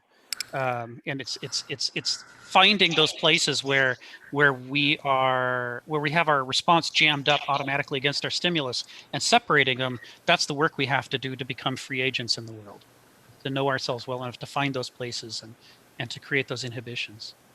So this was okay. Good talking with you, Joseph. So yes, repression, inhibition, those are good points, Ayala. And this is where one of the things that's unusual about Kenneth Smith in his philosophy is that although he is a really smart, really educated guy, he is not an Apollonian. He is critical of intellectualism. He uses intellectual capabilities to criticize intellectualism. Yes. And one of the reasons for doing that is that intellectualism is based on the Apollonian premise that if we could just make everything conscious and deliberate, we could make a perfect world. And the problem with that is the premise that it's possible to make everything conscious and deliberate. Because what Freud and others argue is that at a given time, at most 1% of what's going on in our mind is conscious to us, and 99% of it's unconscious to us. You know, most of what we've learned in life at any given instant, like at this moment in this conversation, we're not thinking of most of it. We're not feeling most of it. We're not engaged with most of it. We're just engaged with this tiny little veneer, this little fragment, smaller than the piece of an iceberg that sticks up above the water. And the idea that we could lift all of that up above the water through what kind of leverage we sort of leave as a problem that we prefer not to consider, and that if we could get it all out there, we could then consciously think about it all, is based on the premise that the conscious mind is infinite. When studies suggest that the conscious mind is limited to 7 plus or minus 2 things at a time that we can think about. This comes from computer science studies. It's the silliest thing to have a bearing on questions of free will and determinism, and yet it's really some of the only empirical investigation we've got. And it goes like this. You'll laugh at how trivial this seems. When we're designing computer systems and we're making things for users to use, and say they have 400 different things that they can do, we have to figure out how to organize those 400 different things into menus. And what we find is if we give them all 400 at once, it's too many things to look at. It takes them too long to search through to try to find the thing that they want to do. So that's no good. You can't give people all of the things. But if you only give them 1 or 2 things at a time and make those menus that contain menus that contain menus, then the menus are too deep. They spend too much time navigating to sub-menus and sub-sub-menus before they finally get to the thing that they want. And so the question is, how much should you group things and how much should you separate things so that people can find the options that they need to find to take the actions that they need to take? right? This is trivial, right? This is weird, mechanistic, banal UI stuff. And yet they've come up with an answer. And the answer is 7 plus or minus 2. Because studies show that if a list is shorter than 7, you do too much nesting into submenus and things are too far away. But if you do longer than 7 plus or minus 2, the list gets too long and people start forgetting what's on it or where it is. They can't find things anymore. And what this study shows is nothing about computers. It shows how many things can we keep in our head at one time. Because if you get above 7, and if you're smart, it could be 9. You'll find that pretty quickly the smartest person in the world can't actually remember all those things at the same time. They can't simultaneously use them. They have to put some of them away into midterm storage, and shorten the list down to what they can keep track of. So this is an empirical investigation into how many facts we can hold at once. And then you can ask the question, well, how many facts do you know? And what's the ratio of 7 plus or minus 2 to however many thousands or millions of things that you've learned in your life? And the answer is everything that's not in your mind right now is part of your unconscious. At the moment you're not looking at it, your mind is still working on it. It's just not working on it with your conscious volition. Rick, I would just ask the question, does memory work exactly like thinking? In other words, we know that they're probably in different parts of the brain. Why does this particular study assume that things that are recalled from memory are numerated exactly like things in the consciousness? It doesn't. This study does not in any way attempt to speak on the issue of consciousness. It's just that I'm a philosopher and I'm interested in psychology and psychiatry, and I'm interested in, I do computer science for a living. And I noticed the interaction, and in our attempts to explain it, it became clear that part of the reason is you get a list that's too long, and pretty quickly people start forgetting what's on the list.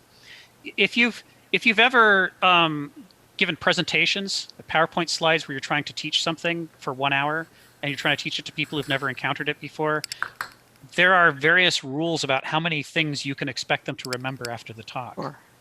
And 4 is one of the answers. The Marines use the rule 3, that if your list of things you expect people to remember coherently after a presentation is longer than 3, you're going to be disappointed.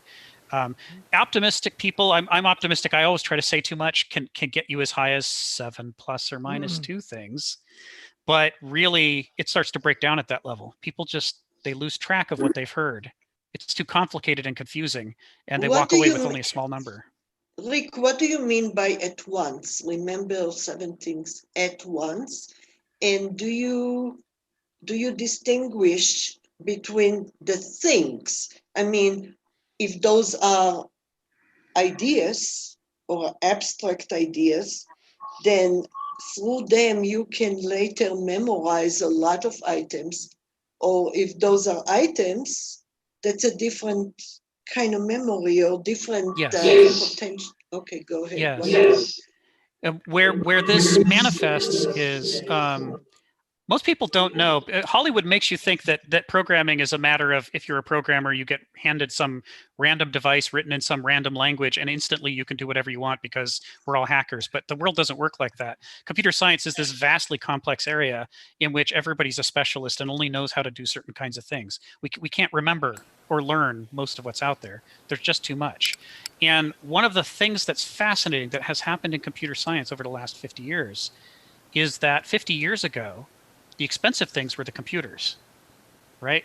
And so you could hire armies of programmers, and then they had to get in line to have access to the computer to program it for a little while, and then they had to give up their slot to the next guy in line because they cost so much, right? But there has been an inversion in the computer science industry to the point where the people are now the expensive part. And they're trying to drive down how much time people program because when you pay people, it takes too long. What's happened during this inversion of which one is the pricier is that we discovered this horrifying paradox. And the paradox goes like this. And it goes to Hannah Arendt and things that she says in The Human Condition, which is that we are able to write software more complicated than we can remember afterwards. And what happens is when you get called in at 3 a.m. to fix a bug because the software is breaking and it's causing problems in a hospital or a bank or whatever, you can't instantly recall where you left off the last time you were in that software. And the more software you write, the more successful you are, the more programs you write, the more people are using them, the less of it that you can keep track of at any given time, and the longer it takes you to re-immerse yourself back into what you were thinking when you wrote this program, and why did you name this variable this, and which one is which. It turns out we get lost really quickly in things that we created and that are bound by nothing more than our own ability to remember what we said and what we were thinking. And what's I'm almost done, and I'll call in you a sec. So the interesting generalization of this is that if we can't even keep track of the things that we create fresh out of our brain with no other restrictions on it at all, how much harder is it for us when we have to keep track of not only the things that we've learned and are trying to think about, but this whole world around us of things that we didn't decide on, we didn't design them, they're not under our control, and they affect us, and all these other people and all their ideas. We get lost really quickly. And so the argument that the Dionysians make is that if we all tried to be Apollonian, we would fall on our faces because we're just not able to think about enough things at the same time to account for all the dimensions of the problems we face in life. I'll call on you a second, Julian. First, James, because he just had his hand up. There's a lot of philosophers that believe there's a difference between knowing and understanding. Yes. And I'm a computer programmer. Ah, yes. So I know what you're talking about. Yes. But I consider that the difference between knowing and understanding. I'm called in at 2 o'clock in the morning, and yes. I'm the one that understands. I don't have to know where the code was. I might want to check the last 3 places the code was changed. But on the other hand, I might go into the situation with an understanding and then show everybody else, which you can. You go into the problem where there's a big, gigantic computer program, 1971 or something like that, and people, there's nobody has a clue, and you explain to everybody, this is the place where the program kind of breaks down, and you didn't actually write the program. So basically all you do is you understand the code because you can read, just like you read a book of philosophy or religion or something like that. So it seems to me that the philosophers that believe that there's a difference between knowing and understanding are correct. I think so too. Yeah. Yeah. And that's one of the ways that you can characterize the difference between the conscious and the unconscious, is that there are many things that we understand well enough to get along in the world without thinking about them too carefully. But of that collection of things, how many of them could we in detail correctly use right now? It's a much smaller set at any given time. We're constantly, in order to think about complicated problems, we're always pulling out little pieces of it and dealing with that piece of the problem and putting the rest away because we can't hold it in our brain at the same time. And so what that means is that in our interactions with each other and with the world, which is where religion comes into play, an enormous amount of what we do is not conscious. It's automated, unconscious behavior. And only a little bit of what we're doing at any given moment is conscious. Like in poker, the tell, right? The classic argument that people have a tell that's characteristic to them that gives away what they were thinking and trying not to show on their face. And it's because your body and your face have so many different muscles. You can only be keeping so many of them still and going, do not smirk, do not smirk, do not smirk at one time. And meanwhile, here's your pulse jumping on your throat, and the guy says, okay, I fold. I can see that you've got a great hand. And you're like, what? I was in conscious control. I didn't give anything away. And he's like, it's not possible to be in conscious control. We reveal ourselves, unconsciously through what we do. Anyway, Julian. Thank you. I'd like to offer an alternative conception for Please. what the infinity of the self, how one can think of it.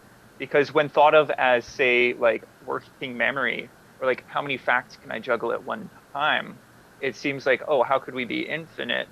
Because we seem to only be able to deal with like 6 or 7 pieces of information at once, depending. I don't think this is the right way to think of what it would mean to be infinite as a self.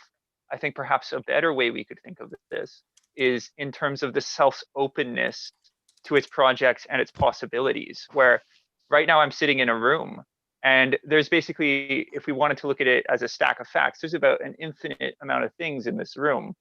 infinite amount of details. But precisely what would make the self infinite is not to know every single fact about the room, but my ability to continually recontextualize and redeploy my attention and my thinking and my acting with respect to different things. So I can say I have an object, I can attend to, say, the reflectiveness of the glass, or I can attend to the way the fluid moves around inside of it. I can notice the sheen, or I can take stock of its materials. I might notice its weight. I'm able to constantly reattune to everything around me in different ways. If a person walks in the room, I can reattune, and the room now has a different significance. The self-reflexivity of my openness towards the beings with which I am engaged, even though it's not dealing with like an infinite stack of facts, as like I'm just knowing all these facts, it is about attuning to what is relevant and to what is appropriate. And we can do this infinitely. You can take me, I can go to another part of this room, I can go to another province, I can go for a walk in the woods, and I'm constantly able to walk with an understanding of where I'm at, even though it's a brand new situation. I've never been in these woods before, I've never met this person before. The infinity of ourselves is not our ability to know like a million things at once, like perhaps a computer could have in the form of its data.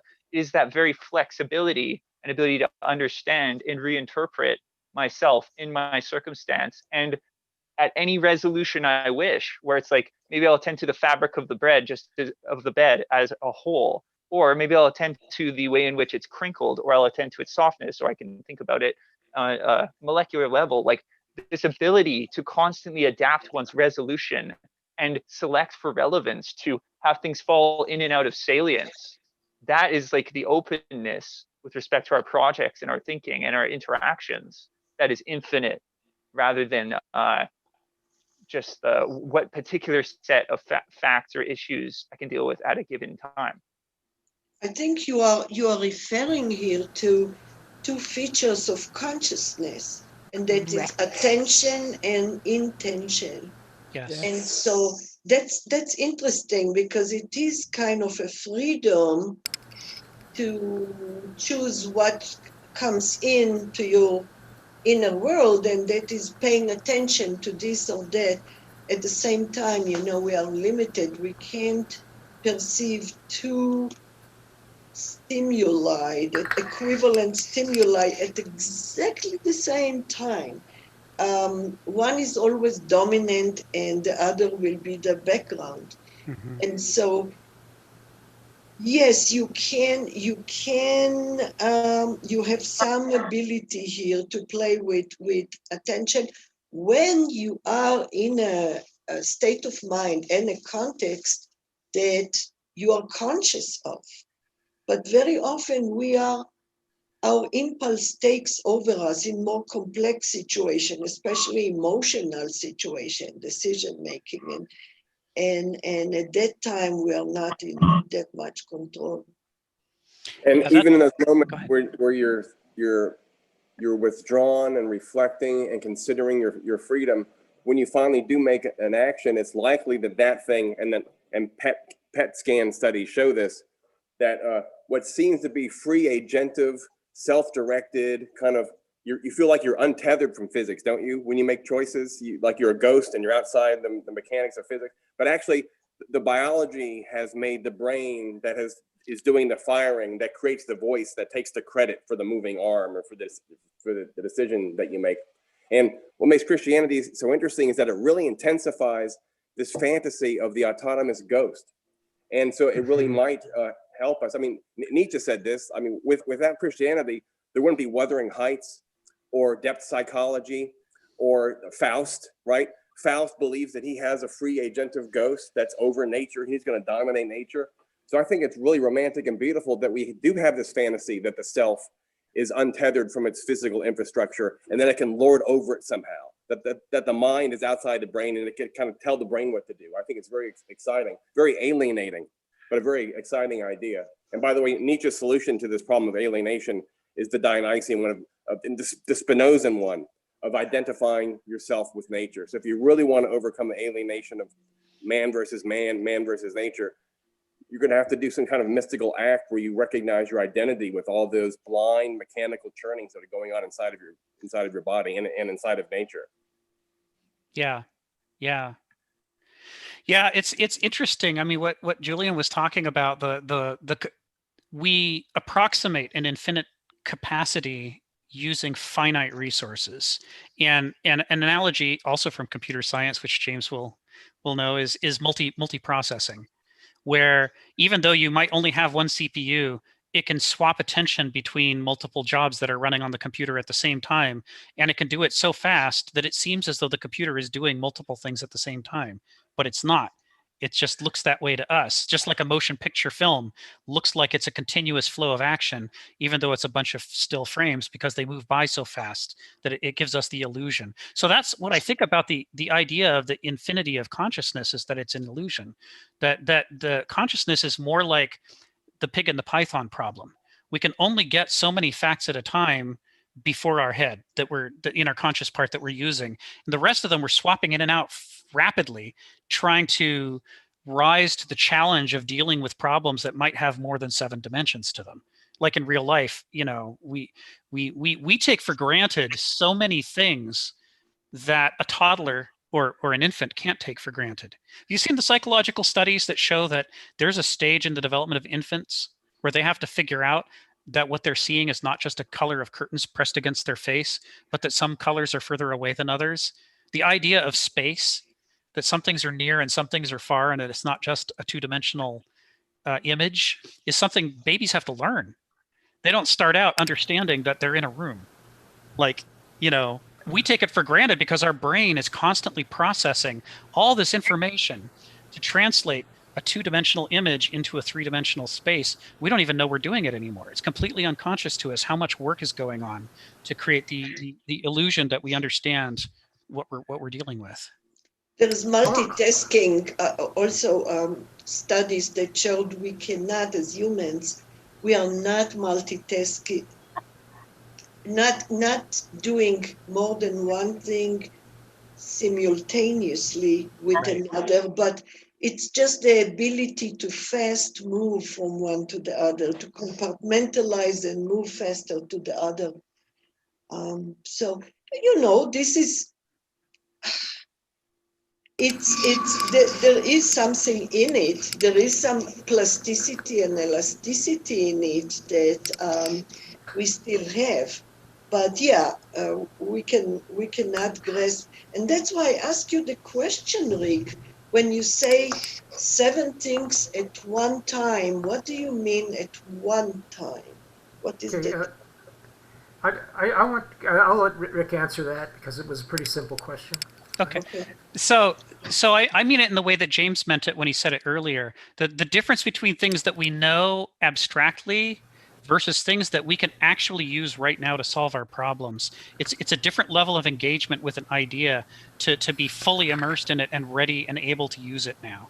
I know a lot about the software I've written over the years, but most of it I haven't looked at in the last week, and I'm not ready. I'm not engaged with it. If I were dropped into the software, I would not be at my maximal ability to be effective. And that's a metaphor for how we deal with the world. If I'm having a conversation with someone and there's a flow to the conversation, the things we're talking about follow one after another, my mind's anticipating what we're talking about and it's ready to play. But if someone suddenly left fields us and just jerks us off onto a completely different subject, my brain stops for a moment while I sort of like the gears the gears spin while I'm going, wait, what now? Because the thing that I now need to bring to the fore wasn't ready to be used. I might know it, but it's not actually prepared and consciously engaged with. So that's what I mean. So Ayala, I wanted to bring up that I just wanted to compliment you again for bringing up intention and attention. And so I think the difference is context. In other words, our minds are capable of picking intention and attention appropriately based on context. So when our minds are very, very well trained and attuned, we pick intention or attention as a mode of being, a mode of being, according to what the particular context we're according to the context that we're dealing with, whether it's just thought or whether it's a particular task at hand and so forth.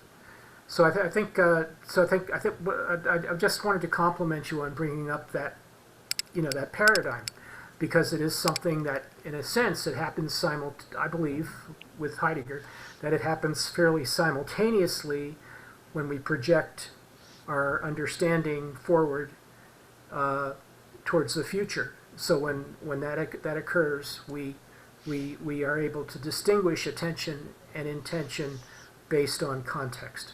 Right. Yeah, I think that's a great distinction too. I'm with you. Ah, clarity. Hello, can you hear me? Yeah, go ahead. Thanks everybody for sharing, by the way. It's been an interesting conversation. I'm enjoying it.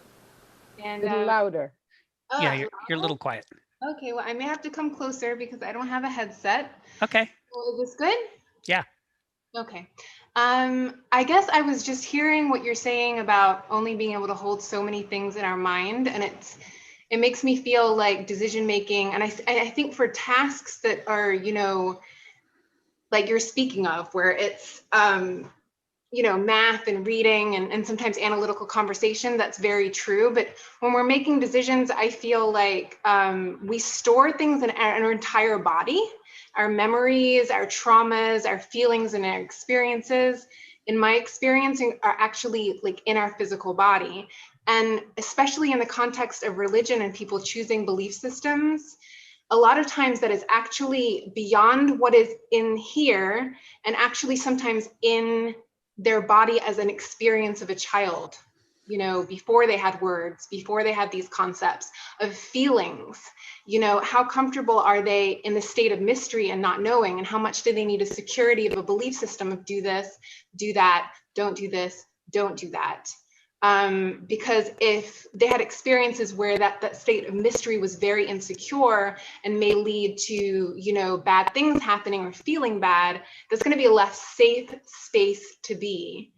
Yeah. In allowing ourselves to be like this mysterious thing where our belief system's constantly evolving as we learn more, and it's interesting to note that I observed that in myself and other people. And I think coming back to repressiveness, I'm kind of surprised of where this conversation's going, and it makes me realize my perspective has so been from my experience. So I'm really grateful to hear everybody else's. Ayala, I don't know if I said your name correctly, but you said some stuff that really like kind of turned on some lights. Rick, you said some stuff that's really turned on some lights, and everybody has kind of like stretched my perspective open a little bit. And but as far as concerning repressiveness of Christianity, which is why I definitely tuned in today, I think that there's a belief system that is in a lot of Christianity, but not all of Christianity, that there is God, church, man, woman, child, and it's a hierarchical system. And it predisposes it to, one, the concept of I'm going to give away my power for safety and security of this tribe. And it also predisposes it to predators. And Ayala kind of said something that triggered a different thing into me, which is when we repress our desires, they are unsupervised. And unsupervision can cause festering of sexual desires, we've seen in many scandals within the Christian organization, and so on and so forth. But broadening it out, we have this thing where it's like, I'm confused. There's too much information. Holy shit, let me pick one thing. And then hand over my power to that, and then create a screen where I actually filter out other information that doesn't fit that. So I can be consistent with this tribe. And we're seeing that in every single organization today. We're seeing it in corporations, we're seeing it in politics. And we're trying to figure out how can we have conversations to help stretch other people. That's one of the questions I heard probably a while back from Rick. And I really wanted to share that I feel like you kind of have to get in that person's head, which would be incredibly too time consuming. It would have to be somebody that would be really close to you. And I only suggest using words that mean what they mean to them, but can be stretched out a little bit. And one of the things that I found is like, so my religion of origin, how I was raised, is Jehovah's Witness.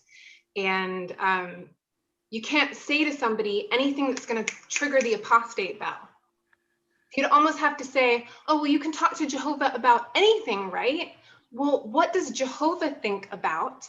And just see if you can get their consciousness to ask a question, because the world has a really weird way of saying, if we throw out a question, it gives us the answer back in nature, in a random conversation, in a book that we happen to pick up.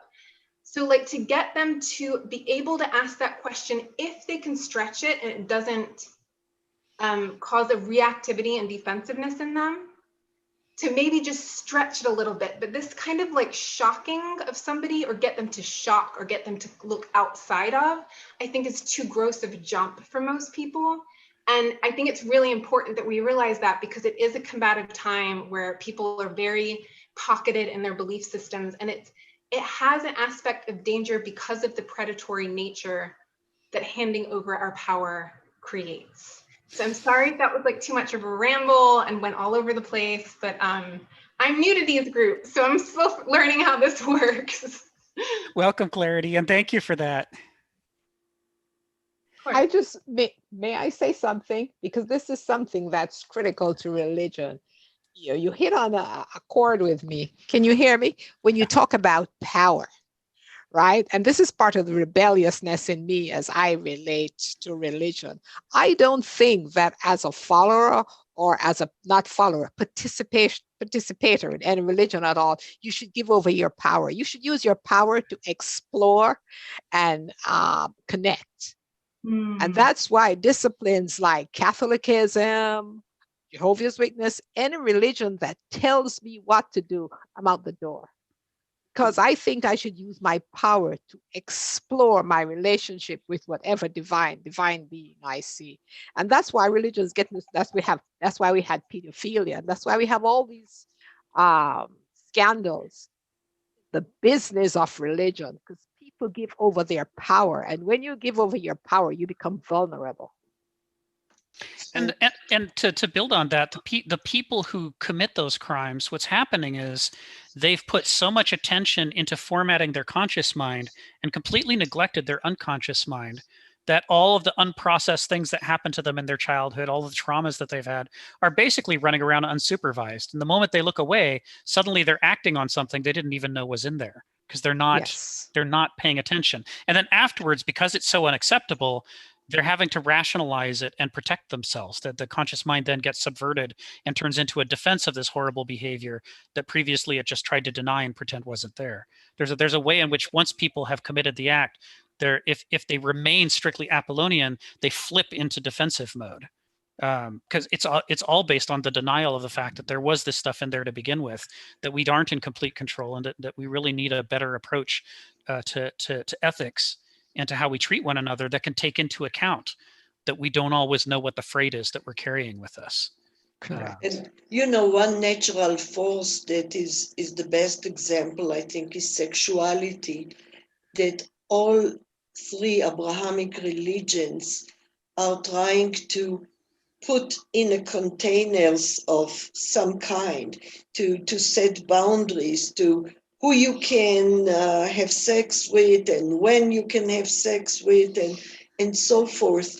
And that is repressive, because sexuality is a force that is unstoppable.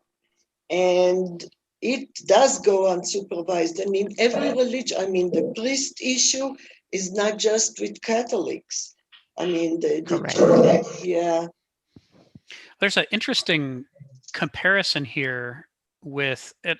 I mention it like every 2 or 3 calls with the Navajo religion, and specifically around the question of good and evil. Where evil is the thing we're not supposed to do, good is the thing we're supposed to do. And so, how do repressive religions deal with what happens if you find inside yourself some of the things that you're not supposed to do? Then what? What's the answer then? And if the religion is repressive, well, the answer is then you just say no, that's not there. Or if it is, I'll just control it by denying it. I won't try to understand how I got this way, and because I'd rather it wasn't there at all. And if I don't talk about it, maybe it will go away. There's this natural tendency to be overly Apollonian about it, and it comes from the apocalyptic dualism of good and evil, that evil is all bad and must absolutely be destroyed, and that good is all good and must do the destroying of evil. Once you set up that as your cosmogony, it creates a scenario in which your own behavior and your relationship to your unconscious and the unpleasant parts of yourself has to be polarized and in the least helpful possible way. In the Navajo religion, they say that evil is not to be destroyed, and that good is not to do the destroying, that good and evil both exist in the world, and they characterize everything in nature as good or evil, and they lay them out. Even like owls are evil. Things that you wouldn't think of as evil get laid out as evil. And they say the whole point of doing this is to say the good things are the things that should normally be in your life, that you should emphasize, and that you should do as often as you can.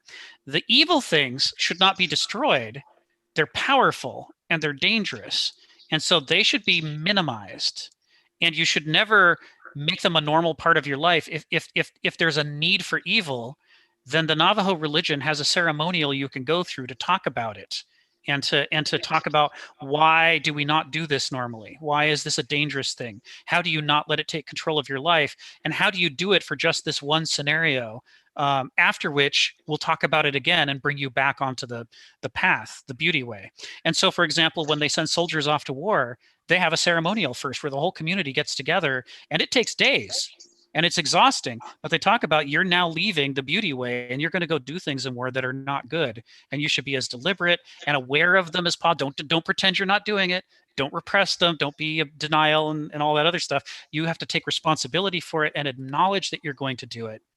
And then when you come back, there's a second ceremonial, which is where you acknowledge that you did these things, you did evil things you wouldn't have if you had a choice, but life necessitated it. And now you're leaving that path and coming back to the beauty way, and you're not going to do those things anymore.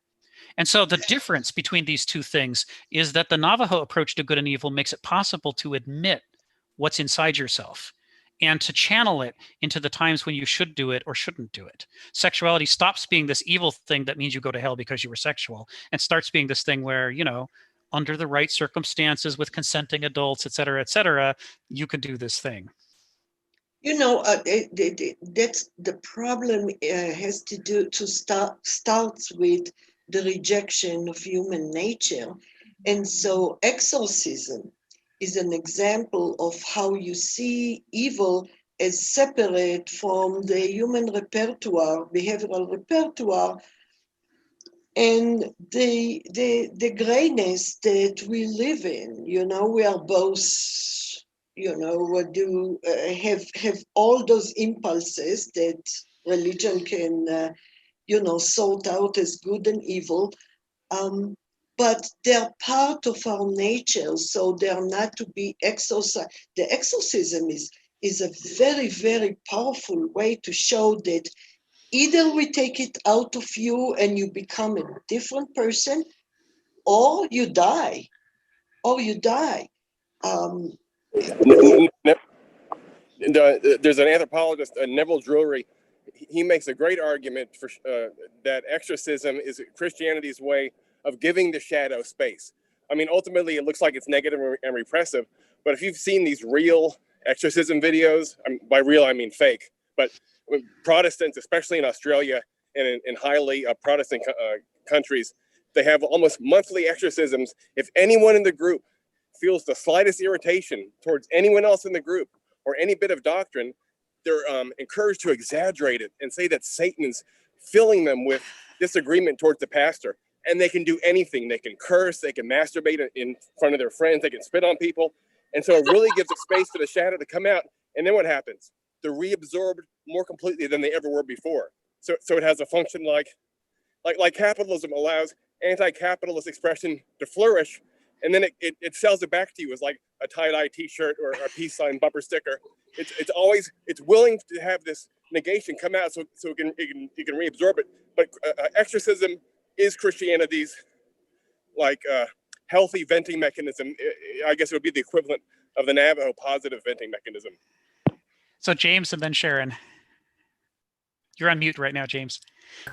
I was just wondering. I was kind of struck by the idea of the apocalyptic vision.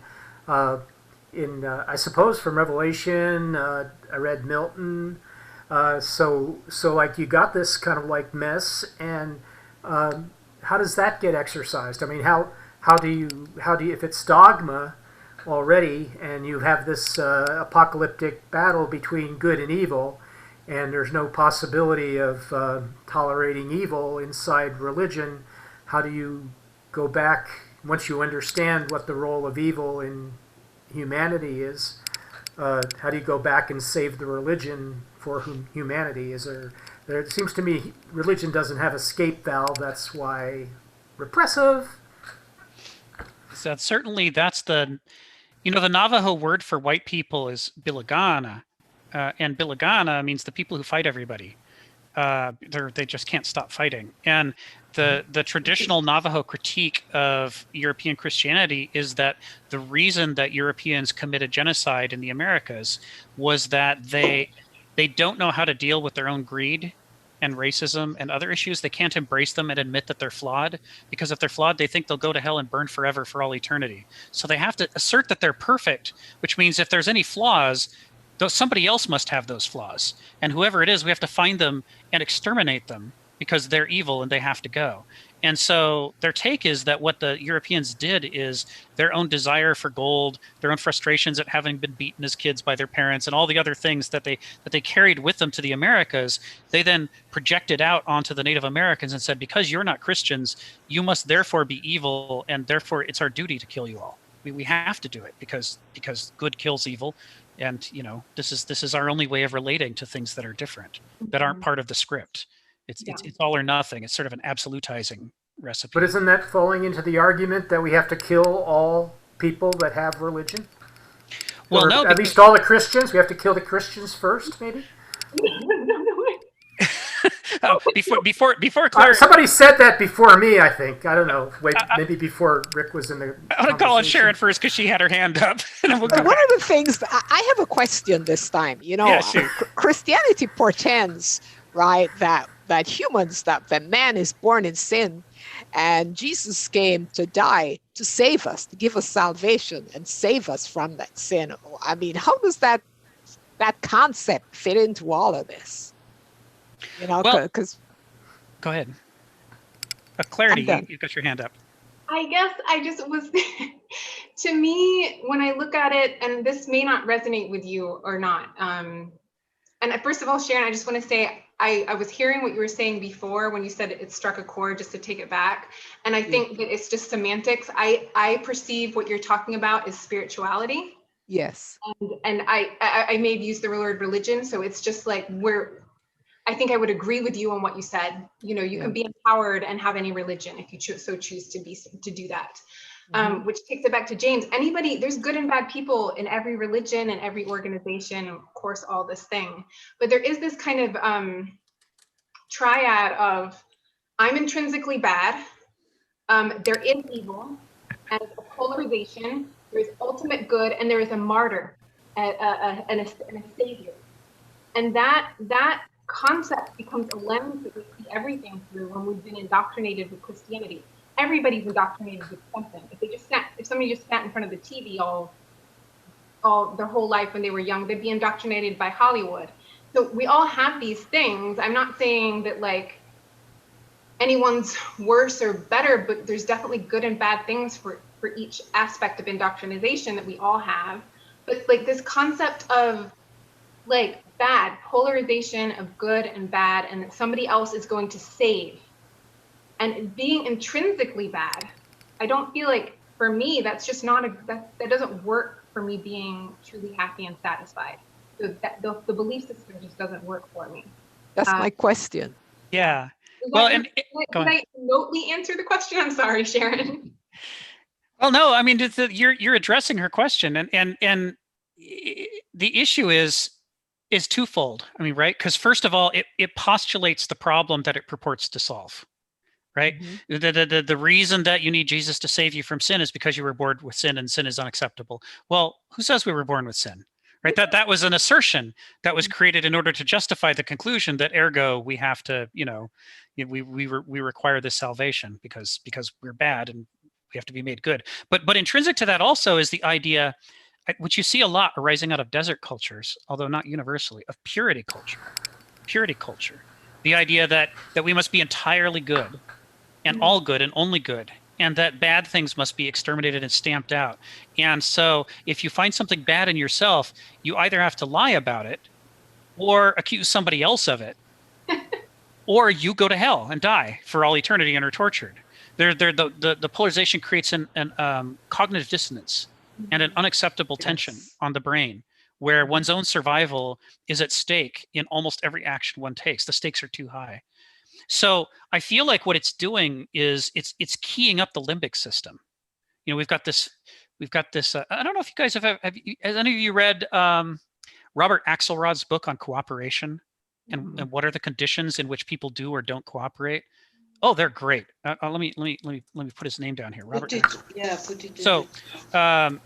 So the evolution of cooperation is one of his books. He's got like 3 of them, and they're all really short, easy reads. And his whole thing was to empirically study, like game theory, under what conditions do people work together and under what conditions do they fight each other? When do we cooperate and when don't we cooperate? And he came up with some really clear discoveries out of this empirical investigation. But one of them is the idea that human beings have a switch, behavioral switch inside of us.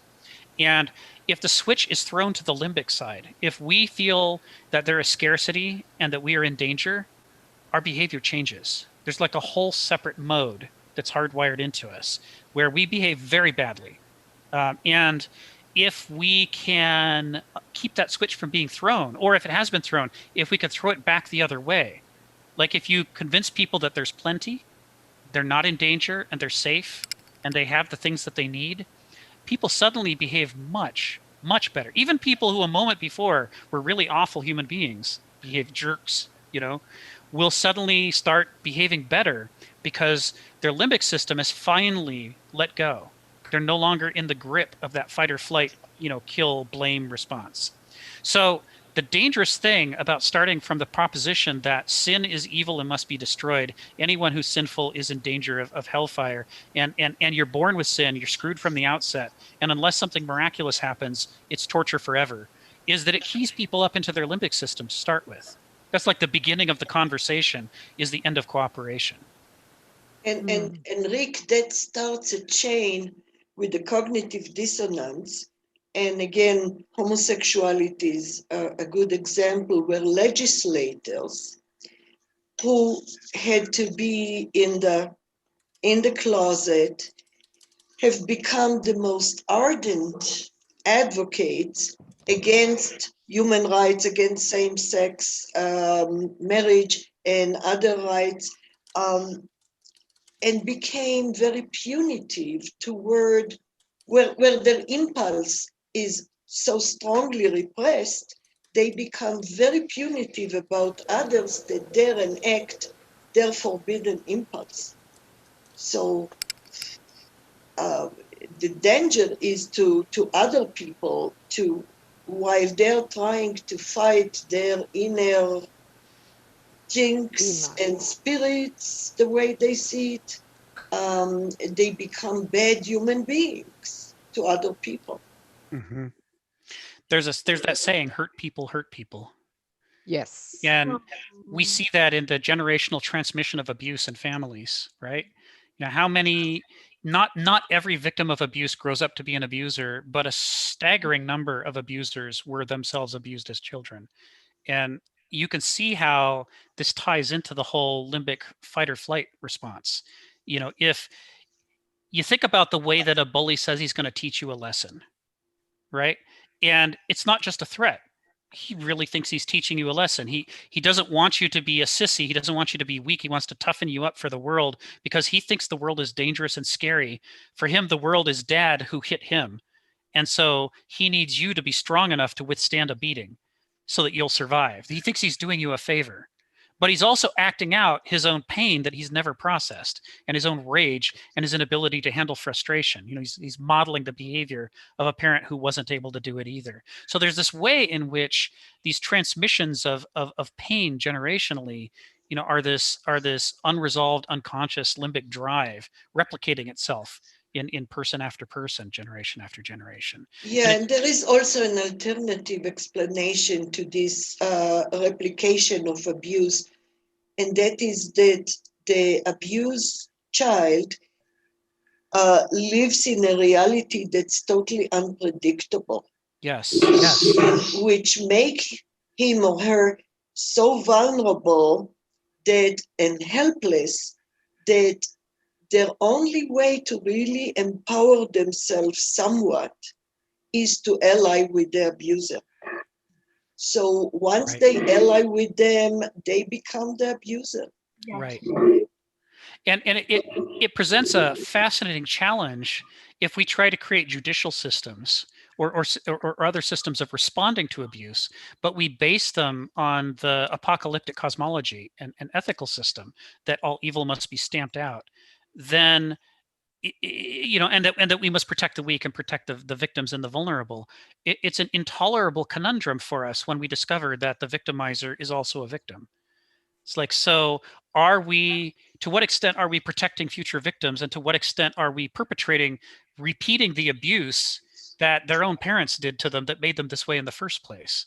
It's like, can we come up with a system that escapes this absolutist good, evil, you know, punish the bad guys situation that created the situation in the first place? I feel like Einstein's quote, right, that we can't solve problems at the same level of thinking that got us into those problems, really applies to these situations. Clarity. Yeah, I have no clue about the answer to that question. It's something I've pondered as well myself, and I'm just going to add to the question instead. And I felt like that what you were just asking, I've thought about that a lot. And you know, the lack of rehabilitation, especially for some crimes that people are especially repulsed by, and how that kind of keeps repeating it. And then recently I've been learning a lot about cluster B personality types. And it's really added to the complexity of that question, because some people get so traumatized, kind of like Ayala was saying, I don't know whether she meant that, but like aligning with the abuser,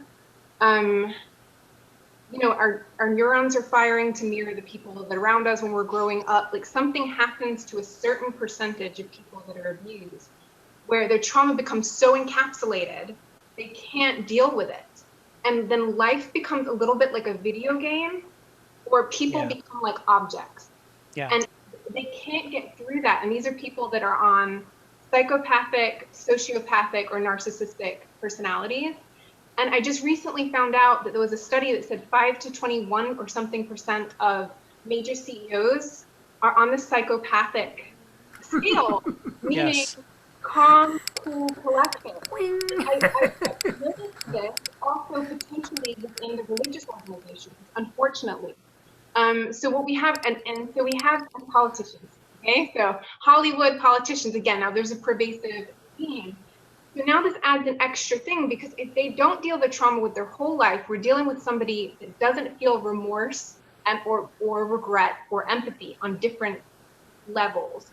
So that added a kind of like different level of complexity to how do we rehabilitate, because I had always previously seen, and they are still victims. They are still victims acting out. It doesn't take that dynamic out of that. It just makes the problem more difficult to deal with, because unless they want to change, which often they don't, because they are blocked the feeling of remorse and empathy, they can't feel it for themselves in a weird way. And they're treating life like a video game and people like objects. It's like, how do we differentiate who's experiencing that and who's just acting like automated out of this repression kind of trauma acting out stuff? So I'm just adding to that question. I don't know if anybody has any thoughts to share on that. Certainly, I underscore the importance of your growing and complicating question. This is one of the hardest things about the world we live in that we've made together is that all this stuff is going on. And you know what the irony is, Clarity, is that those are the people that we give power and elect for our, give them the power to be our leaders and shape our lives. Most politicians are sociopathics. They have to, well, the criterion is that they want to win for the winning, not because winning will serve a certain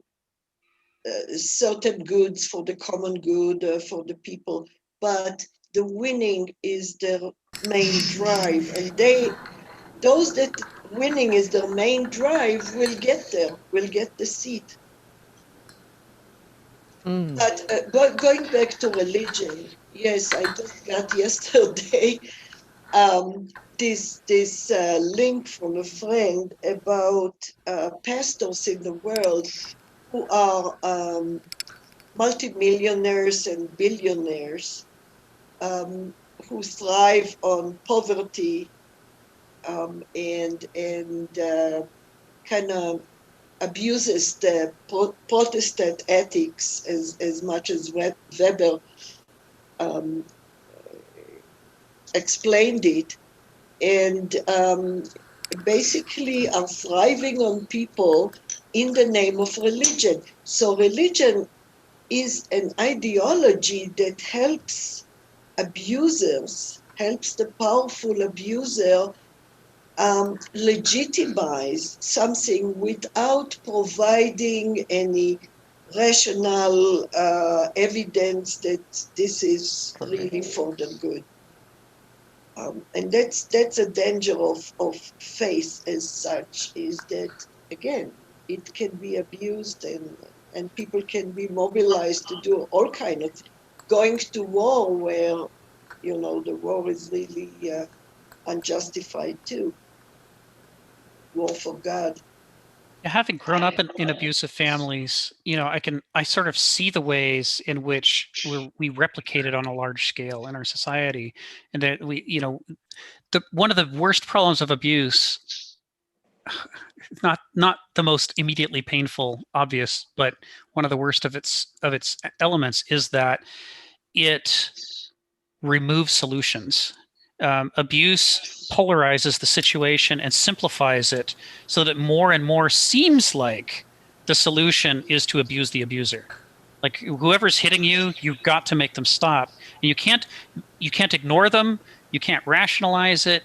You can't. There's like all kinds of solutions you would normally do to problems in life that are removed when someone's coming right at you on a repeated basis and being unpredictable. They become a focal point, and they shove to the background all the other things in life that matter, that are important, and it becomes a trap for the people who are caught in the relationship with the abuser, because your intelligence is reduced as your options are reduced, your free choices are reduced, until you find yourself acting in stereotypical ways. I mean, it's one of the great breakthroughs in psychology of the last 50 years is the growing body of literature about the ways in which inside of abusive families, people reduce themselves to a very small number of roles. All over the world, people who are children of alcoholics fall into, you know, half a dozen roles.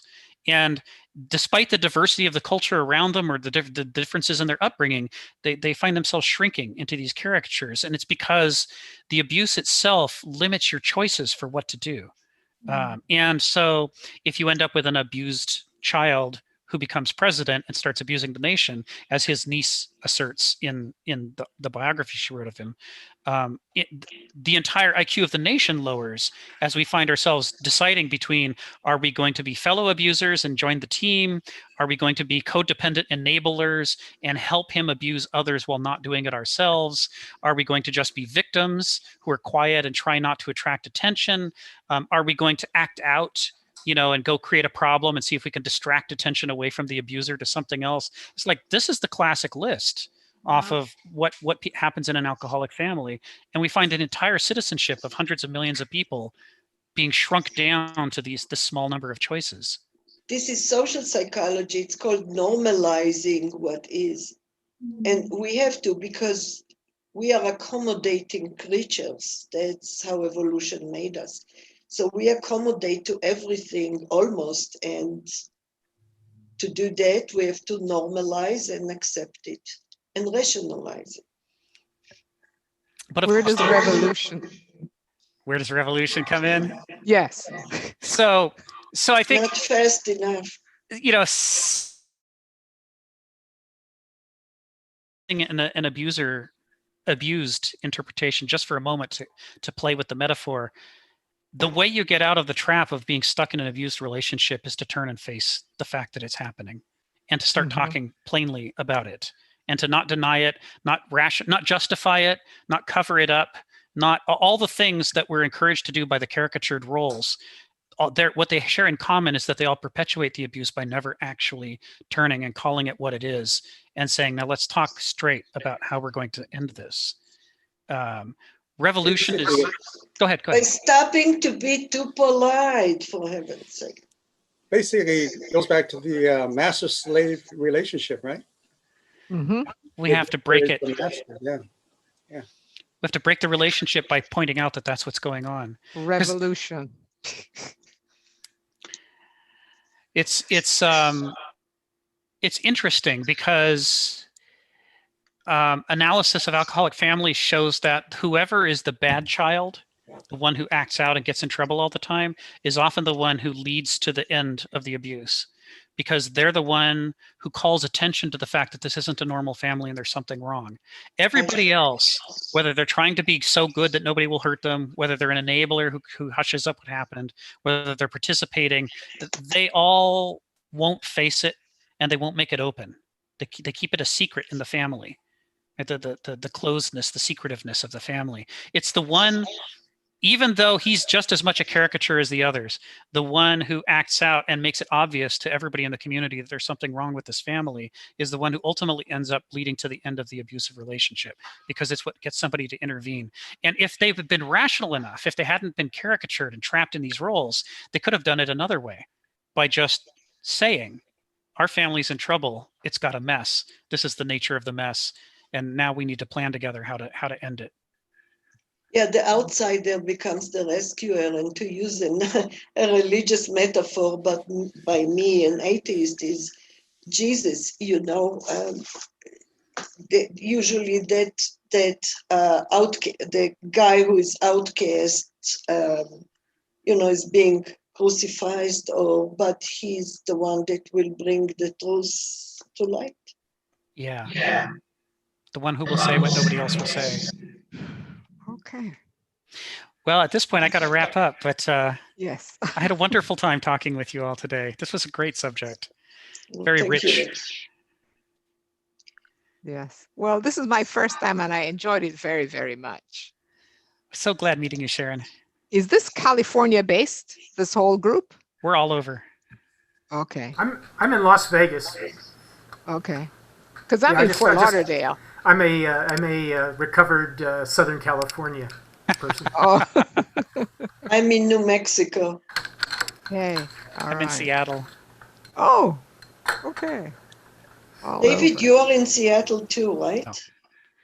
No. It's in California. Oh. That's why I thought it was California. Okay. Yeah, it's because of David. Yes. Okay. Well, this is wonderful. How often does this group meet? Once a month? Once a week? Every Monday. We have our Kenneth Every Smith. Monday. Yeah. Oh, fantastic. Just keep checking the calendar. All the schedule is on the calendar. Okay. Okay. Thank you. All right, right. so we'll see what we can Very do next nice Monday. discussion. Thank you. Okay. Bye, everybody. Bye. Thank you. Bye. Thank you very much, Rick. My pleasure. Thank you all. Thank you.